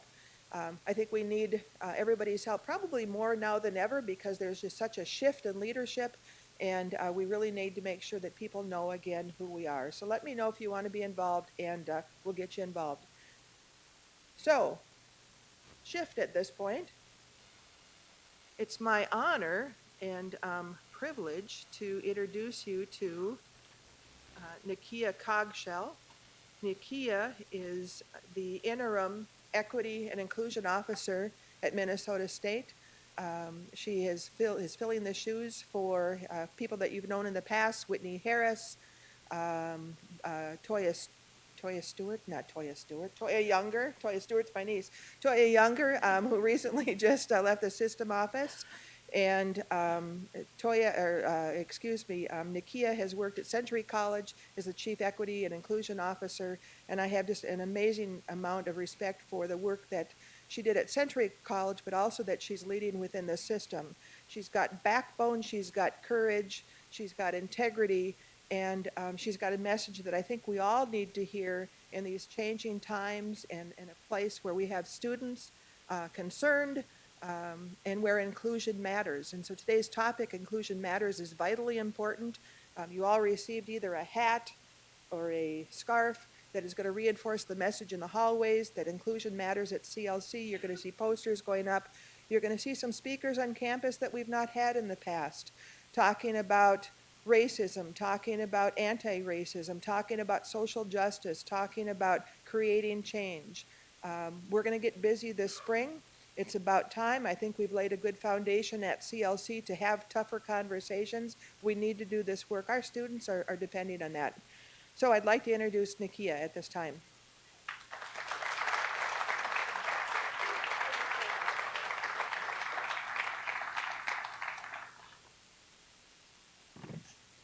Good morning.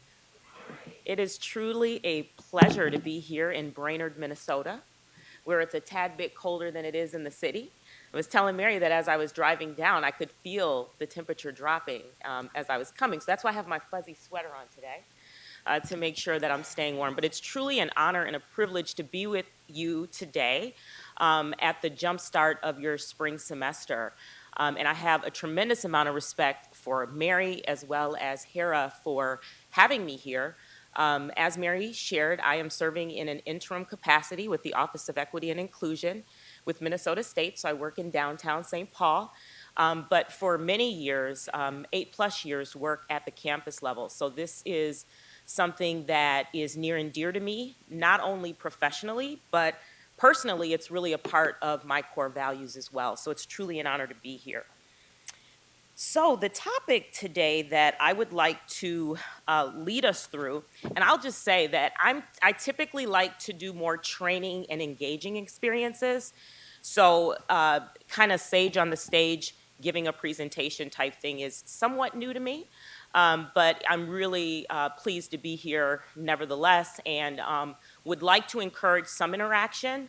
The way that I've set the PowerPoint presentation up is I have a variety of reflection questions that I would just ask for you to engage in individually, whether you do that in your head or whether you write that down, just as a way for you to engage with the material so that it's not just me putting a bunch of material out there for you to digest so that you can actually interact with it. One of the things I want to do is stress the importance of this conversation. We are at some really we're at a time of change in our society as it relates to our political climate, as well as it relates to some of the social unrest that we've seen in our communities, both locally and nationally. And while ensuring a safe and inclusive campus climate is our job as professionals always, it is particularly important right now that students feel safe, they feel welcome, they feel included, and they know that as professionals we have their back and we understand their stories. And so this is really a pivotal time in our history and important for us to really fully lean into this conversation. I want to start, though, by telling you a little bit about me. I identify as an African-American cisgender woman. So when I use the term cisgender, I am basically saying that the way that I think about my gender matches my sex assigned at birth, right? So again, another strategy at hopefully trying to give you a little bit more information about who I am. I was born in the Rondo neighborhood of St. Paul, which is a historically racial and culturally diverse community. And in fact, in about the 1950s, about 85% of the African-American population that lived in St. Paul occupied that neighborhood. It was a self-sufficient neighborhood in that we had doctors, lawyers, stores, a variety of resources to support and sustain us as a community. And unfortunately, in about 1956, I believe, the decision to build Highway 94 was decided. And as a result of that, that displaced a variety of residents that lived in that neighborhood, and over 600 families were impacted by that. So that's a part of my history that I want you to know. I have 3 beautiful children, 23, 22, both students within Minnesota State colleges and universities. And I also have a 16-year-old son who is a student at a high school just east of St. Paul. He's a junior this year. So part of me sharing this information with you is an attempt at building a relationship with you in a very, very short period of time. And Dr. Donna Beagle, in her book, See Poverty, Be the Difference, talks about this idea of identification theory that was actually introduced by Kenneth Burke in the 1950s. And she talks about disclosure, and she talks about how do we create ways that we can actually build relationships across difference with students, particularly who live in poverty. And so part of what I tried to do was to offer you a second or third level disclosure that hopefully will allow you at some point, whether I visit Central Lakes or you see me in the hallways, will allow us to have a starting point for a relationship. So I really encourage you as faculty and staff and administrators, if there's administrators in the room, who are working with students, and particularly students of color, students who come from impoverished backgrounds, students who identify as LGBTQ, among other dimensions of diversity, that this is a strategy that's at our disposal every day.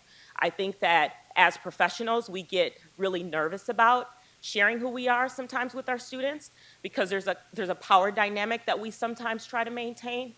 But what I would like to offer to you is that in order for us to create this inclusive campus climate, we have to get beyond some of the ways that we normally do things to fully engage students. So, where is the, here we go. So, why do our stories matter? Our stories matter because they are a part of who we are. They validate our existence. They validate our experiences. They validate our core values. And so one of the things that I want you to be thinking about as I progress through this presentation is to really think about the extent to which you share your story with students, with colleagues, and ways that you could maybe do that a little bit more as a way to build cross-cultural connections with the students that you're working with. So that's my challenge for you today and the first reflection question. In terms of the presentation goals, you know, it's hard to really deliver on all 5 of these bullets in the time frame that's allotted. But what I'd like to do is highlight some of the socio-historical political realities for which the work of higher education occurs. I want to offer some common language and some research related to campus climate, examine the potential impact of current political and social climate on student learning. There's a variety of research out there that proves that. You all are doing some great work, as was evidenced in the talk that Hera gave earlier. It sounds like you have a group of individuals who are doing some community building activities, which I think is really critical and important. We want to celebrate what our campuses are doing well. It's really important that we feel like we're making a contribution and that we're doing the right thing. And then lastly, I want to highlight some strategies that you all can maybe consider to use both individually and institutionally here at Central Lakes that will hopefully help contribute to a positive and healthy campus climate. So I want to just be transparent and say that, and this is my perspective personally, and so I'm putting myself out there personally, that the conversation about race and racism and marginalization and oppression, for me, is not a debate. Racism and other forms of oppression exist. We know that, we see that, some of us live that as being a part of various marginalized groups. We also have many privileges that we're afforded and that we're able to benefit from.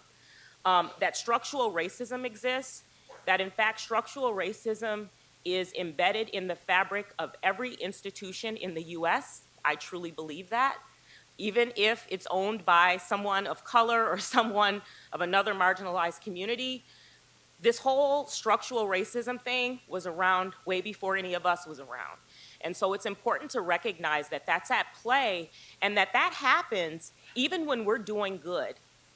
Even when individually we believe that we are being fair and equitable, there is a system that is in place that allows certain people, the majority culture primarily, to have access to resources, to information, to successful outcomes that unfortunately people of color and other marginalized groups don't have access to.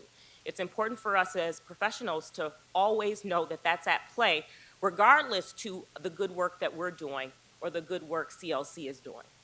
And that while we didn't create some of the challenges that we're faced with today, it's on us to fix them. And so I've dedicated my life from a very, very young age, the ripe old age of probably about 13 years old, to be quite honest with you, when I started tutoring Hmong students and Cambodian students that were new to my school district. I knew very early on that this was something that I needed to do, that I wanted to do, and something that I wanted to contribute to. And so this particular slide, in preparing for this presentation, I needed to know more about some of the student experiences here at CLC. And I want to start by saying that the sharing of this information is not to guilt anyone in this room, but it really is an opportunity for us at the start of spring semester to really lean into some of the realities some of the students are facing. So I'm going to share some of those with you, and I'm actually going to read them out loud, which I typically don't like to do, just as a way to help us all digest the information. So in terms of student experiences, this is just a sample of experiences here on campus. We have American Indian students feeling invisible, targeted, and denigrated in curriculum. We have Muslim students feeling unwelcome. We have faculty members who have, a faculty member will say, who had some challenges with some of the dating choices of their child and sought out the advice of another faculty member to help them grapple with that. So we're talking here, you know, this is an age-old challenge that we've had in this country where there were laws that were in place that did not allow us to marry or intermingle cross-culturally. Thank God that's no longer true. We have a noose hanging in a tree out front, and CLC, like many other campuses, receiving pushback from local groups who are opposing some of the new immigration that is coming into our communities. So these are very real experiences that some of the students here at CLC have shared that they've experienced. So one of the things we realize is that our students are holistic beings, and unfortunately, we don't get to protect them within the confines of the institution always. And so our students will go out into community to live their lives and seek out resources and the services that they need. And so in community, we've had some students that have had bottles thrown at them, have been name called while crossing the street. We've had students that have been followed by local store clerks, and I've actually had that experience myself right in the good old Twin Cities. And white employees told to follow students of color. We have, people realizing that racism and disparate treatment exists, and then coming to the realization that this was because potentially they were accompanied by a student of color. And then we also have some of our middle schools, some of the middle schools in the area dealing with issues of bullying, particularly targeting students of color. And so what I want you to do is I want you to take a moment, and maybe with the person next to you, take a moment to reflect on these two questions. First of all, asking the question, did the information surprise you? Or was that something that you were already privy to?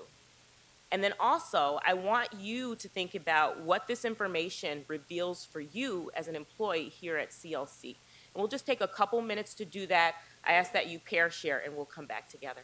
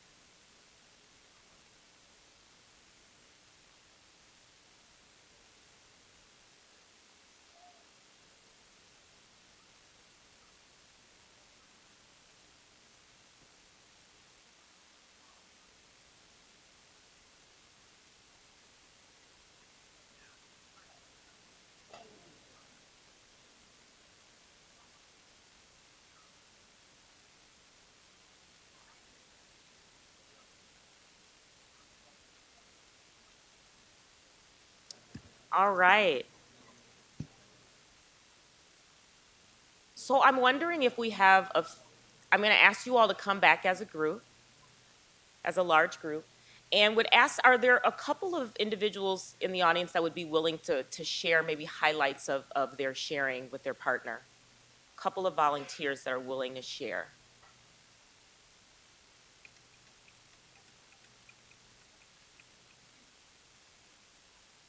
Okay.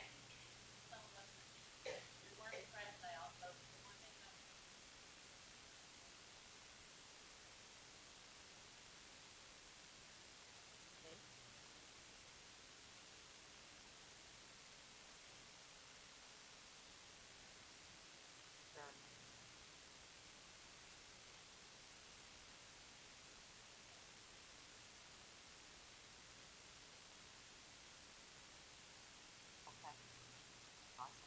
Thank you. One other volunteer? Thank you.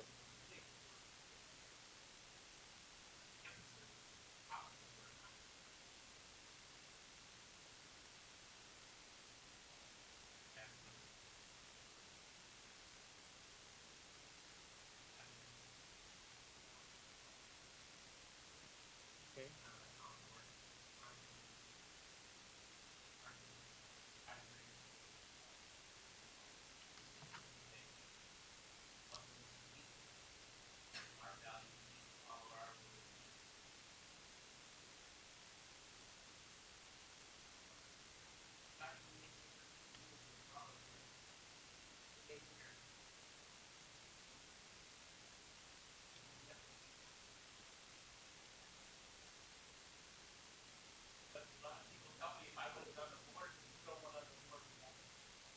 Mhm.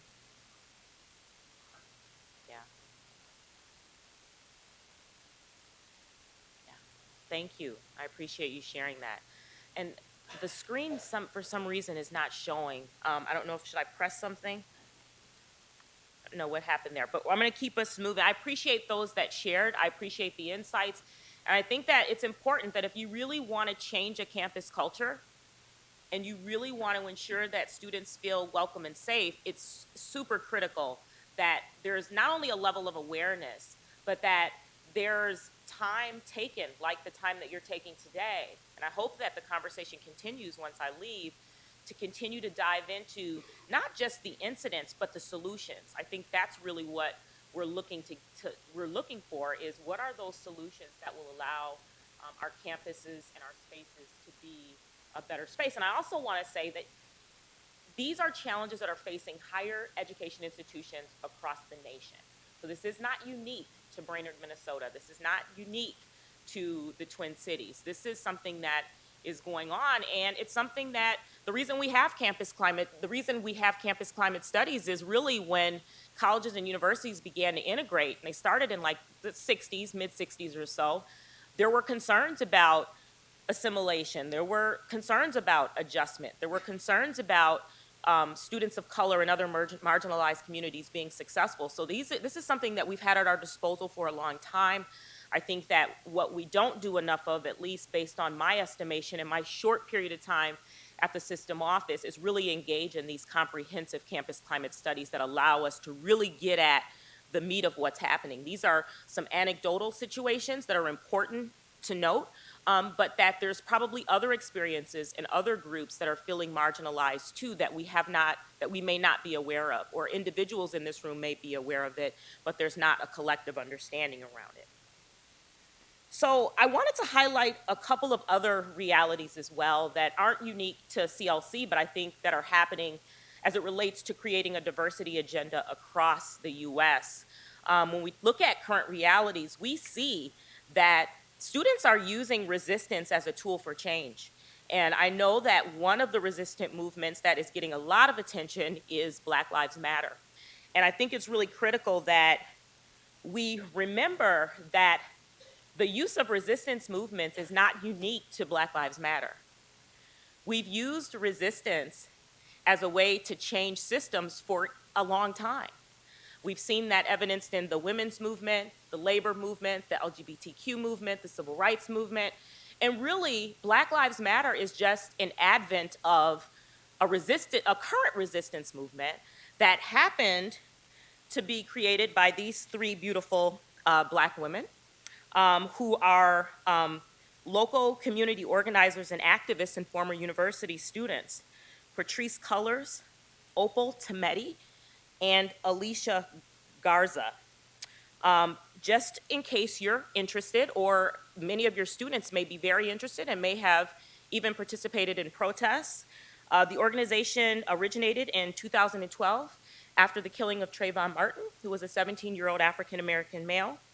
And despite the confusion about the purpose of the group, I've heard that often, well, I really don't know what they do. I'm not really sure why they would shut off 94. What's that about? It's a strategy that is designed to make us pay attention to the fact that there's inequities that exist for many communities, and particularly their fight is for the Black community. And when you look at resistance movements historically, they've always had a focus, whether it be the American Indian community, whether it be women, whether it be the LGBT community. This happens to be a movement that's really focused on resisting the dehumanization of Black people through social media, local action, and ultimately systems change. As of February of 2016, so about almost a year ago, we had 25 chapters across the US. And the term Black Lives Matter is not meant to denigrate the existence of other lives. That's not what it's about. What it's really about, it's about a rallying call and a reminder that in spite of the violence, bias, and discrimination experienced by Black people, experienced on behalf of Black people, our lives matter.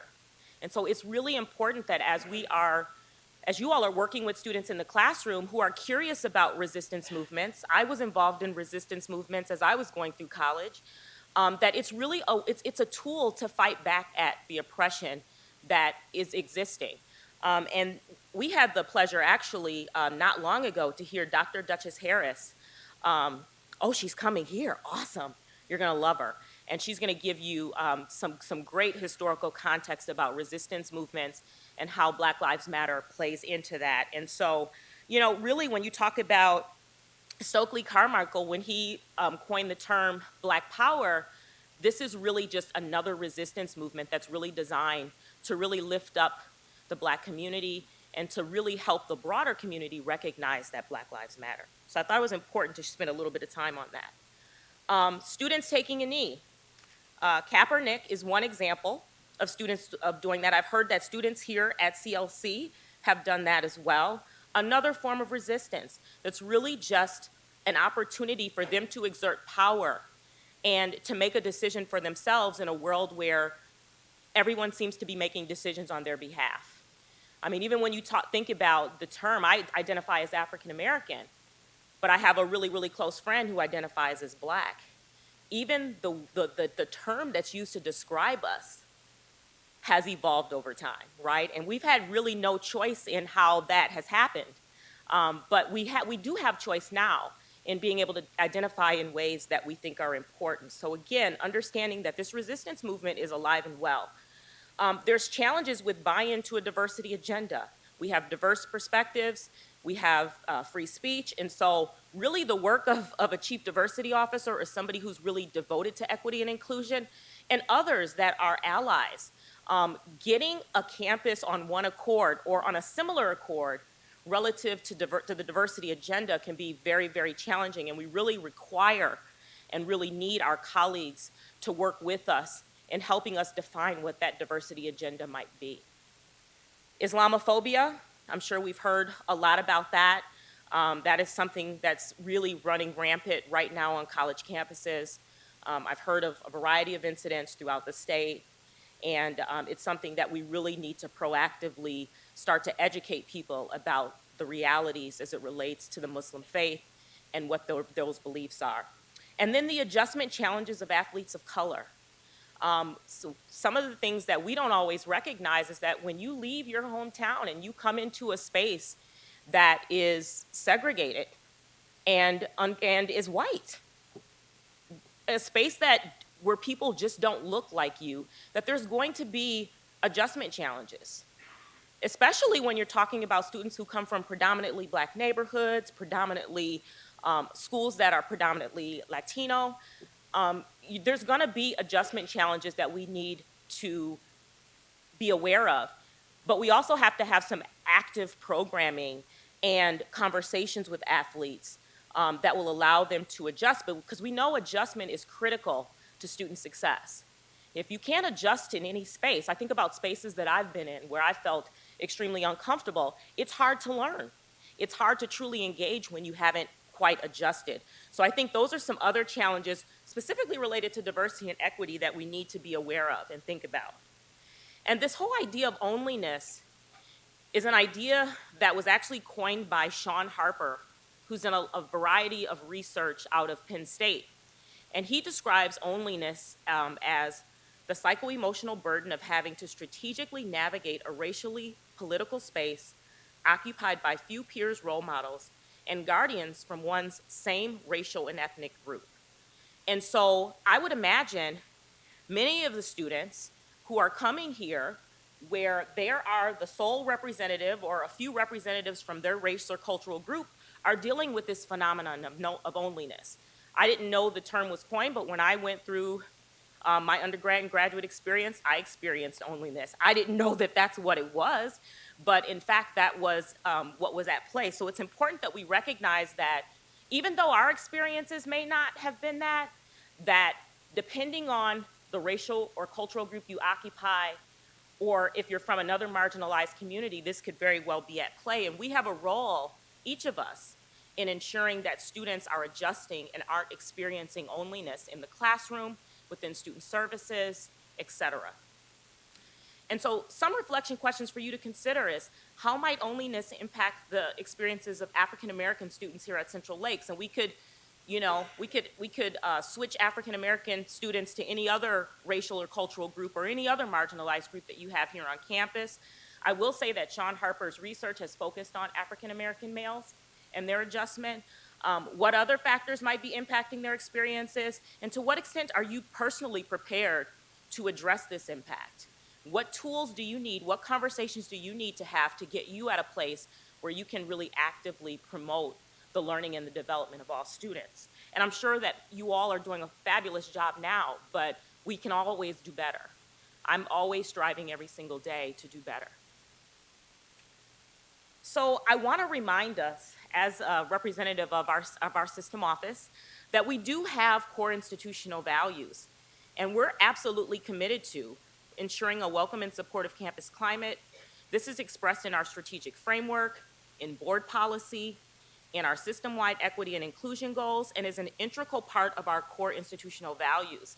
And so as a system, we've made a decision that this is something that we value. And because it's something that we value, as employees, we're all charged with ensuring that we live out those values. And so I wanted to bring us back to those core institutional values. Campus climate really is a part of the institutional context that includes attitudes, community members' attitudes, perceptions, behaviors, and expectations around issues of race, ethnicity, and diversity. And one of the things that I want to share with you is that community members' attitudes includes both students and employees, right? So it's important to recognize that our employee base, the employee base that you have here, it's critical that you all have cross-cultural conversations and relationships. It's critical that you're able to discuss some of the very challenges around campus climate. And so that it's not just solely for our students.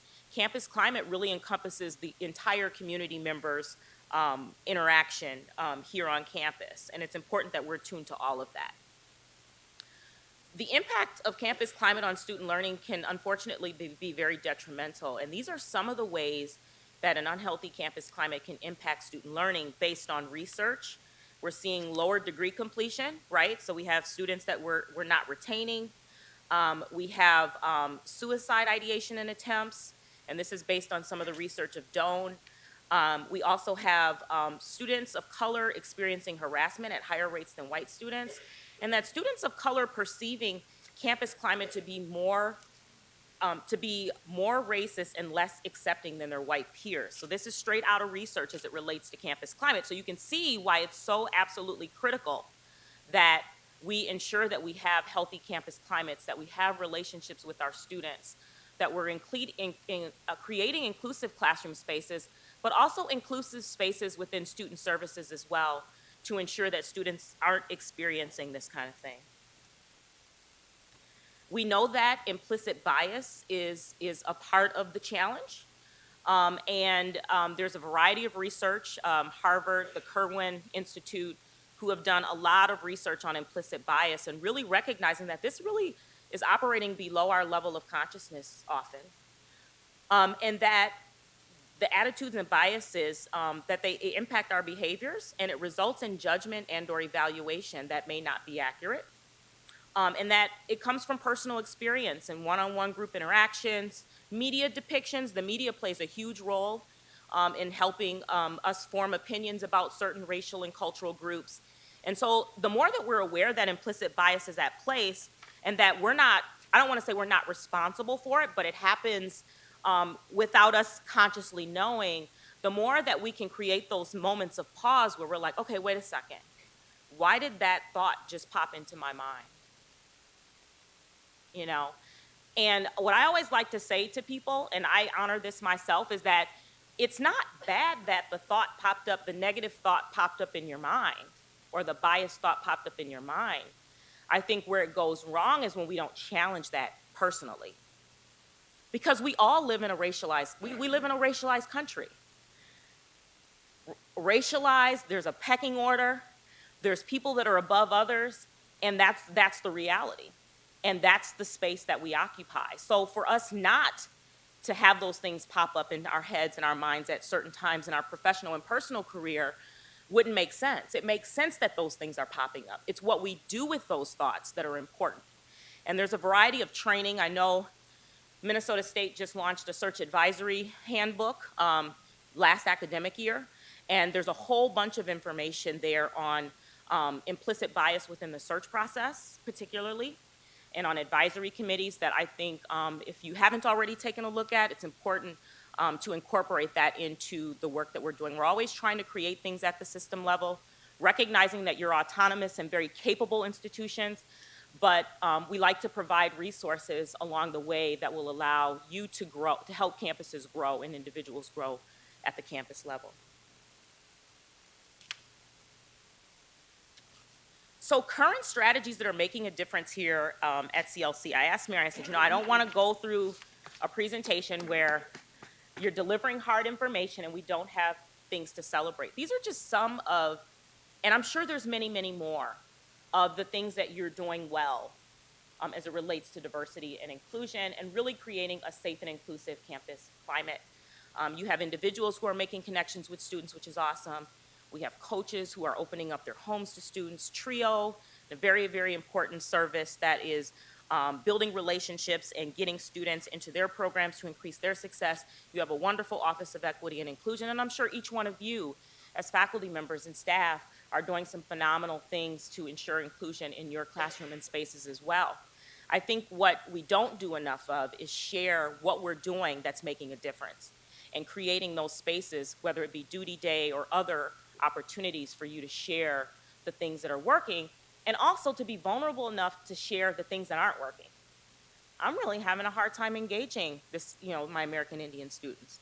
I'm having a really difficult time building relationships with African American males. So I think it's really critical that, you know, sometimes we have these training experiences and we hope that people are gonna be up close and personal and be interpersonal and share their vulnerabilities. But the reality is that it doesn't always happen. So I think we have to create time and spaces with individual colleagues that you trust. And I would challenge you to do that even cross-culturally, just as an opportunity to meet new people, to be able to share some of those vulnerabilities, because training is great, but it can't accomplish everything. Group conversations are great, but it doesn't always lead to solid results and strategies and recommendations. So really creating the space in our own professional world to do that. And I do that not only within Minnesota State, but I also do that outside of the system as well. as a way to get other perspectives and a way to look at and see other challenges that other systems are facing as well. But that takes a level of vulnerability. So in order to really deliver on this mission of ensuring a safe and inclusive campus climate, we have to be committed to it. And so some of the work that Curtis Linton and Glenn Singleton is doing around courageous conversations about race, they're actually traveling the U.S. and working with a variety of school districts, mainly K-12 districts. They've tried to make some inroads within higher ed, and they haven't been as successful, but I have certainly attended many of their trainings and workshops, both regionally and nationally, are doing work around really helping us define what those qualities of anti-racist leadership is. If you don't like the word anti-racist, you can substitute it with social justice. You can substitute it with inclusive excellence. This is just really about how do we change systems. So whatever model you choose to operate from is okay with me. But it's really about this idea of passion, practice, and persistence. And so when we're talking about passion, we're talking about how connected are we as educators, and how willing are we to confront some of the challenges that we're seeing as it relates to diversity and equity. It's about practice. It's about you have to do something, right? It's about individual and institutional actions that you're taking to effectively educate all students. And then persistence. We know that this is tough work. And I don't know how many times I've seen initiatives at the campus level, specifically diversity initiatives, come and go, right? There's funding to support it, there's staff to support it, and then all of a sudden it's gone. It has to really be a part of the core institutional values. So despite whether there's resources to do the work or not, it's a part of the general budget because it's important work, because our students matter, because we want to see them progress. And so I think that that persistence really is both individual and institutional, and I think it really requires us to sometimes challenge our leaders and say, you know, we really need to see that program again, and what ways can we do that that are maybe a little bit more cost effective, or how can we partner with outside organizations, maybe cultural or ethnic organizations that will allow us to do the work better. I think far too often we have kind of this revolving door as it relates to diversity and equity initiatives, and I worry that the resources for that will become even more slim in the coming days. So I think we really have to think about how much we really are committed to it and what we'd really like to see. So I think one of the questions that you all have to grapple with, and one that I grapple with daily, is where am I in my personal journey towards cultural understanding and knowledge and skill development?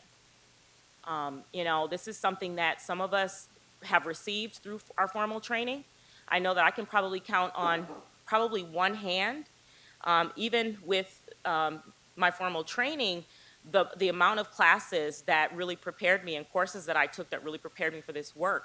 I've probably experienced more informal training and experiences, and quite frankly, the most valuable experiences are the interpersonal relationships that I have cross-culturally that have allowed me to get into the life of other people and learn about the challenges of other people. So there's things at our disposal that we sometimes don't take advantage of, and I have to challenge myself daily in really getting outside of my comfort zone and really challenge you to do that as well.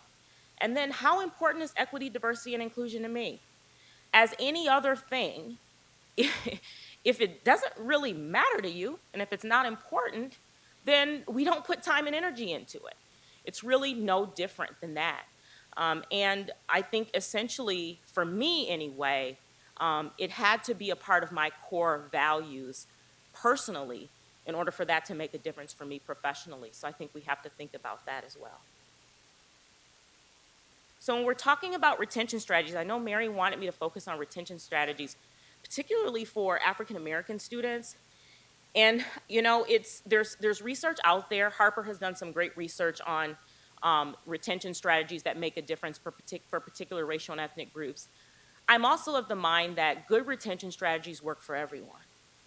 So while this list may appear as if it's just for a particular group, I would really challenge us to kind of generalize this a little bit more and think about ways that this might benefit all students. Because if we're only working with students of color or marginalized communities, and we're not working with majority students, then how are we preparing them to live in a global world and a society? They have to be engaged in the diversity conversation as well. And sometimes, unfortunately, I find that college students don't always know that it's important to them. Depending on where they were raised, depending on the communities they come from, depending on the values of the families that they come from, they don't necessarily recognize that it's something that they have a role in. And so one of the things that I always like to start with is you have to know your own racial and cultural story. Oftentimes when I hear people say, you know, Nakia, how do you increase your cultural confidence? How can I be more culturally sensitive? I always say, well, you have to know your own story and you have to do your own work first. And so one of the ideas that came out of the Courageous Conversations About Race book is really this idea of creating a racial autobiography. And really it's about sitting down and really talking through and thinking about your experience with race and culture as you were coming up. You can start in your elementary years, progress into the middle school years, and on up into college and grad school, and really think about what was that experience like? Did I have very many cross-cultural experiences? Were there experiences that I wanted to take advantage of that I didn't? Were there family values that have impacted who I am and have shaped my values? And really start to unpack that in a real way is really, really critical. One of the things that seems really simple is honoring students and employees' names, identities, and lived experiences. So one of the things that I should have shared with you is my preferred gender pronouns are she, her, hers. And so as you all know, within Minnesota State, we now have a preferred name policy that allows students and employees to use the name that they choose. And this could be very different from the name that they were given at birth. And so how do we create spaces in our classrooms for students to be able to share their preferred gender pronouns and to be able to share things like, I'm a cisgender African-American female. And I'll say in all the work that I've done over the last 20 or so years, when we talk about racial identity, particularly, racial identity is really paramount for particular cultures. For me, as an African-American woman, race is critical.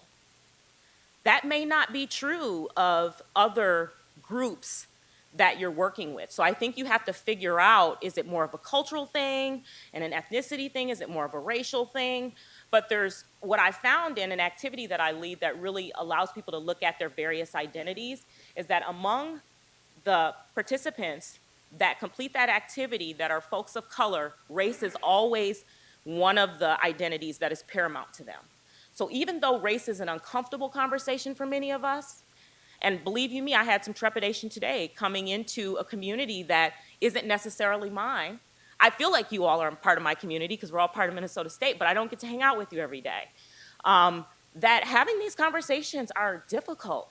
Leaning into them and acknowledging that they exist are hard, but it's super critical that we do it. And it's super critical that students have an opportunity to express who they are and to be referred to by their preferred gender pronouns, and that they have space to share who they are. So honoring that is really critical, and I'm horrible with names, I'll just be honest. And so oftentimes when I meet an individual, I will ask them to repeat their name 2 or 3 times, and I know it sounds crazy, but it's like I almost have to hear it so that I can program it, so that I can pronounce it correctly, and I probably won't pronounce it correctly the first time. And so I think that some of what we have to do is we have to ensure that we have grace, that we know that we're going to make mistakes, there's going to be bumps in the road, we're not going to get everything right. I know in all of my interactions with students, when I get something wrong, they tell me. And I note that. And so next time, I try to do better. And that's all we can ask for. Building authentic relationships with students, I talked about 2nd and 3rd level disclosure and identification theory, which is really critical. How do we disclose information? What I found, particularly with African-American female students, is that when I was at the campus level, they would gravitate towards me. I mean, I could barely get into my office space in the morning without having a few hanging outside of my office. Now, when I moved into the president's office, I saw them less. But when I was located in a silo, they would come and see me more often. And what I found is that oftentimes, while they did have questions about their academics and suggestions on classes that they might take, or who would you go see in counseling, or do you know this professor? Oftentimes it was, what's your story? How did you get there? What made you want to be a chief diversity officer? What was your educational journey? And for many students, and particularly for students that live in the crisis of poverty and haven't had opportunity for career development and really trying to figure out what they want to do, they just want to know, what steps did you take to get where you are? Because I want to be successful too. And that's something that any of us in this space can offer. It's not unique to me. We all have stories, so I think that disclosure is really critical. There's a lot of research out there on culturally responsive teaching and culturally responsive and inclusive spaces. I don't have the time to go into that. Hammond has been very busy in that area. She created a book called Culturally Responsive Teaching in the Brain. We also have Gloria Lanson-Billings and Geneva Gay. This has been stuff that has started back in the 80s that I think some of our K-12 systems are really taking a hold of more than we are at the campus level and at the institutional level, to be honest. But we're finding, at least in my work at Century, we created an Institute for Culturally Responsive Pedagogy, and I think we have our 5th cohort of faculty members. You see, I'm still claiming Century because I love that campus experience and the student interaction, where we have faculty that are really grappling with their areas of expertise, and they're trying to find ways to be more culturally responsive in it and to incorporate various researchers and approaches that will allow students to feel like, you know what, this course is relevant. I see how this relates to my life. Hey, I might want to be a mathematician, or I might want to be a reading instructor. So I think there's ways that we can begin to critically look at our own work and incorporate strategies that will allow more students to be successful. So a lot there, maybe a future workshop. But I think that understanding culture as an individual strategy is really key. And this is really no different from the old school kind of iceberg model that we've seen, where we look at culture in 3 different ways. Learning happens within the context of culture, right? So literally our students are swimming in culture every single day, like fish are swimming in water. And so at the surface level, we're really talking food, fabric, and festival. And so those are really opportunities for students to grapple with diversity topics that are typically pretty celebratory. They usually have ethnic food. There may be an ethnic dancer, a great surface level to learn about another culture, right? Very, very important, and depending on where you are in your own developmental journey towards cultural competence, that might be the kind of programming that you need to engage in or students need to engage in. We're talking about shallow, we're talking about unspoken rules about everyday social interactions and norms. So one of the things I struggled with as a college student was time, you know? And so faculty members, you know, this is when the class starts, you're expected to be here and in your seat when class starts. Well, guess who was always a little bit late? So when we talk about unspoken rules, in my cultural community, time was not as important in my personal life. You have dinner that is scheduled for 5 o'clock. If a relative comes at 6, it's fine. I don't want to say it's expected, but it was fine. And so I really had to readjust. Am I saying change your rules and not allow students to come into your, or to change the rules that you have about and the expectation around time? No.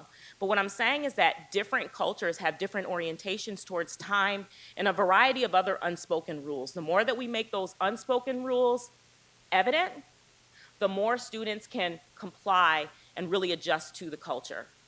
And so that's something that faculty members at Century and I had really long conversations about. There were varying perspectives on it. And, you know, obviously it's your classroom and you do what you want to do, but I think it's just important for us to understand that it's not always that students are being disrespectful, it's that they have different sort of orientations and sometimes a lack of understanding around those social norms. When we're talking about deep culture, we're talking about our core values, right? We're talking about what drives us. And I think it's really important to recognize, particularly in creating an inclusive classroom space or any other space, that those values that students bring into the classroom are really, really critical. And that drives who they are, and they need to see that that shows up somewhere in the curriculum and in the classroom. How to help shift mindset. This is, again, from the work of Hammond.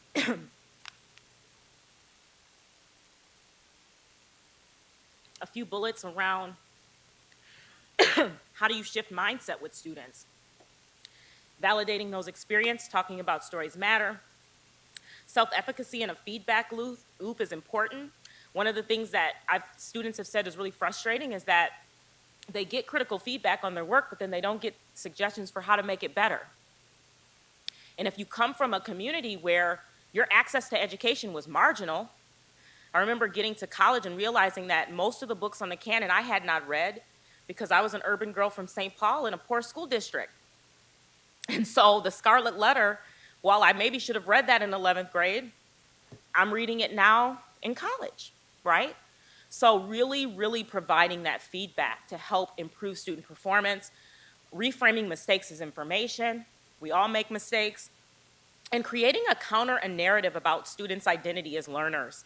I think a lot of times in higher ed, we use a lot of jargon, we use at risk, students of color, we use a lot of code words that really help frame the way that we think about students. And I think it's important that we create counter narratives and we help students create counter narratives about themselves.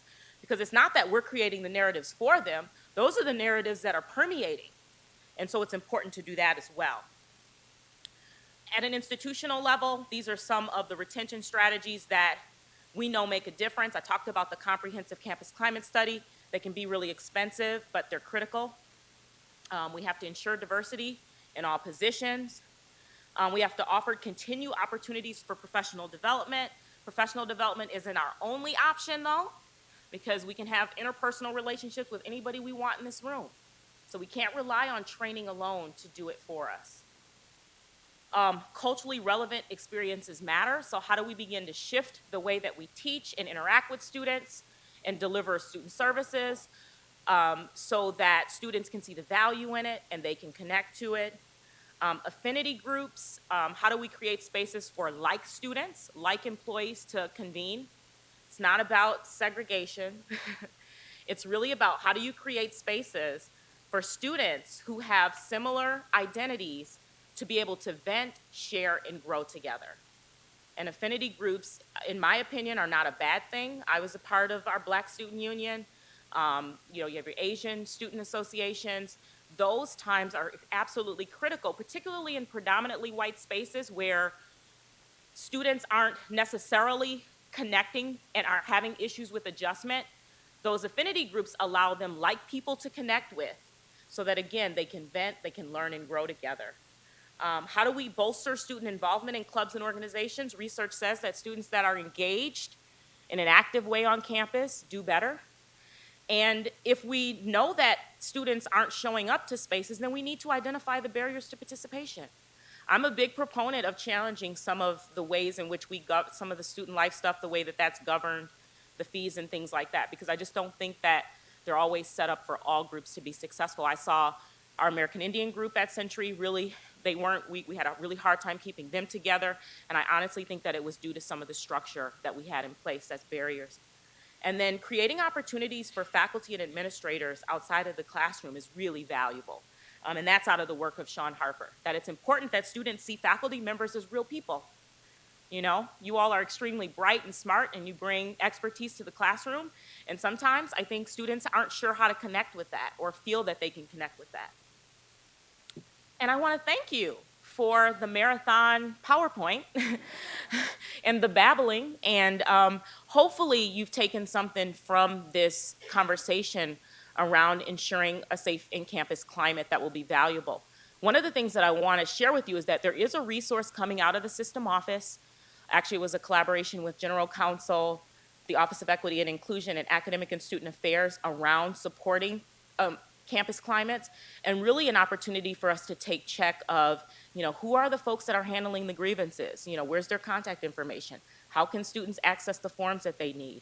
What policies do we have in place, like 1B1 and 1B3, to protect certain protected classes? So just as a reminder of all of the plethora of resources that you all have at the campus and system level, that information is coming. So it's an opportunity for you to further develop and for you to have more conversations about campus climate. Thank you for your time.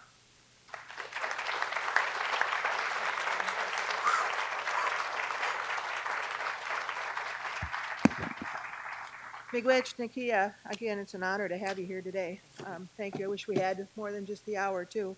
A couple quick pieces. We've got we're kind of at that shallow phase here. We do a lot of fluffy stuff here. That's about to change, as I said earlier. But we do have a celebration of culture, diversity luncheon, and I hope all of you, even if you didn't bring anything, would join us in the cafeteria in just a little bit. I know our numbers have grown. I think the diversity committee has hosted this probably 3 years, and it started with probably 20 people, 30 people, and I think last year was well over 100 people. And a good opportunity to get together and laugh a little bit more and build that relationship. And Nakia will be here through lunch hour, so if you have any other questions and want to take a second to chat with her, feel free to do that. I mentioned that this spring we're going to be ramping things up a little bit. We've got the play Thurgood that's going to be showing here through the Cultural Arts Series in February. Duchess Harris, who has just authored a book on the Black Lives Matter movement, is going to be here in February. We're going to be showing the film 13th, which is an incredibly intense, powerful film, probably more powerful than the Selma film. We're going to be showing that for the students and community as well. We need your help. We need students to participate in those opportunities. We'd like you to participate in those opportunities. And we're going to be inviting community to those opportunities as well. Mark, you said that sometimes our community struggles with some of this. And our community does struggle with some of this. It's essential that we back the conversation to have difficult conversation. It's essential that we, I believe, deliver the message to the community that this is who we are as an institution, and it's our job to inform students about racism, cultural competency, learning how to work together, having courageous conversations so we can send them out into the community to be good leaders. We had those conversations this fall with our football team. Difficult conversations, tearful conversations about respect, about listening, about leadership. That took a lot of courage, Bedek. It took a lot of courage, Greg. And Hera and Jane Burkholtz and I were part of those conversations. That's who we are as an institution, having difficult conversations and figuring out a path through that honors and respects the diversity of our campus community. So we've got a couple things coming up this spring. For those of you that are watching this live streaming, if you didn't get a hat today or you didn't get a scarf, pocket scarf, come down to the bridge and we'll be happy to give you one. Again, our student clubs will be selling those as a fundraiser. And this came out of our TIPSID grant. I know that budget, people worry about budget, where'd the money come from for hats, for goodness sakes. Our TIPSID grant, we were able to spend down some dollars to support the conversation around inclusion this spring. And we felt like this was just a really good, visible way, again, that we can send the message out. You see the 20 by 20 sign down in front. You're going to see those on the walls throughout all of our campuses. And then each of you got the little sign that we hope that you put up in your office or outside your door as well. Little things that students can pay attention to say, they must be a safe person that I can talk to. Maybe they get it. Maybe this is a place that I belong to, for all of us. So we're going to have lunch, and then after lunch, we've got concurrent breakout sessions starting at 1 o'clock and going through until about close to 4 o'clock this afternoon. Happy New Year, everybody, and miigwech for a wonderful morning.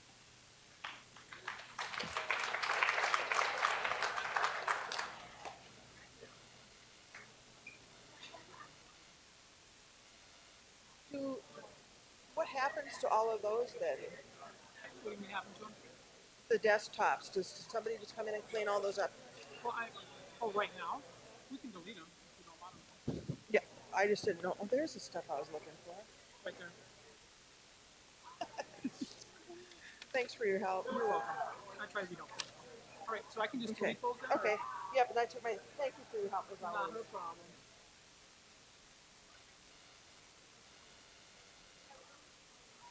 So, Mary, is there anything going on in here after the break? I don't know if I should leave this down or.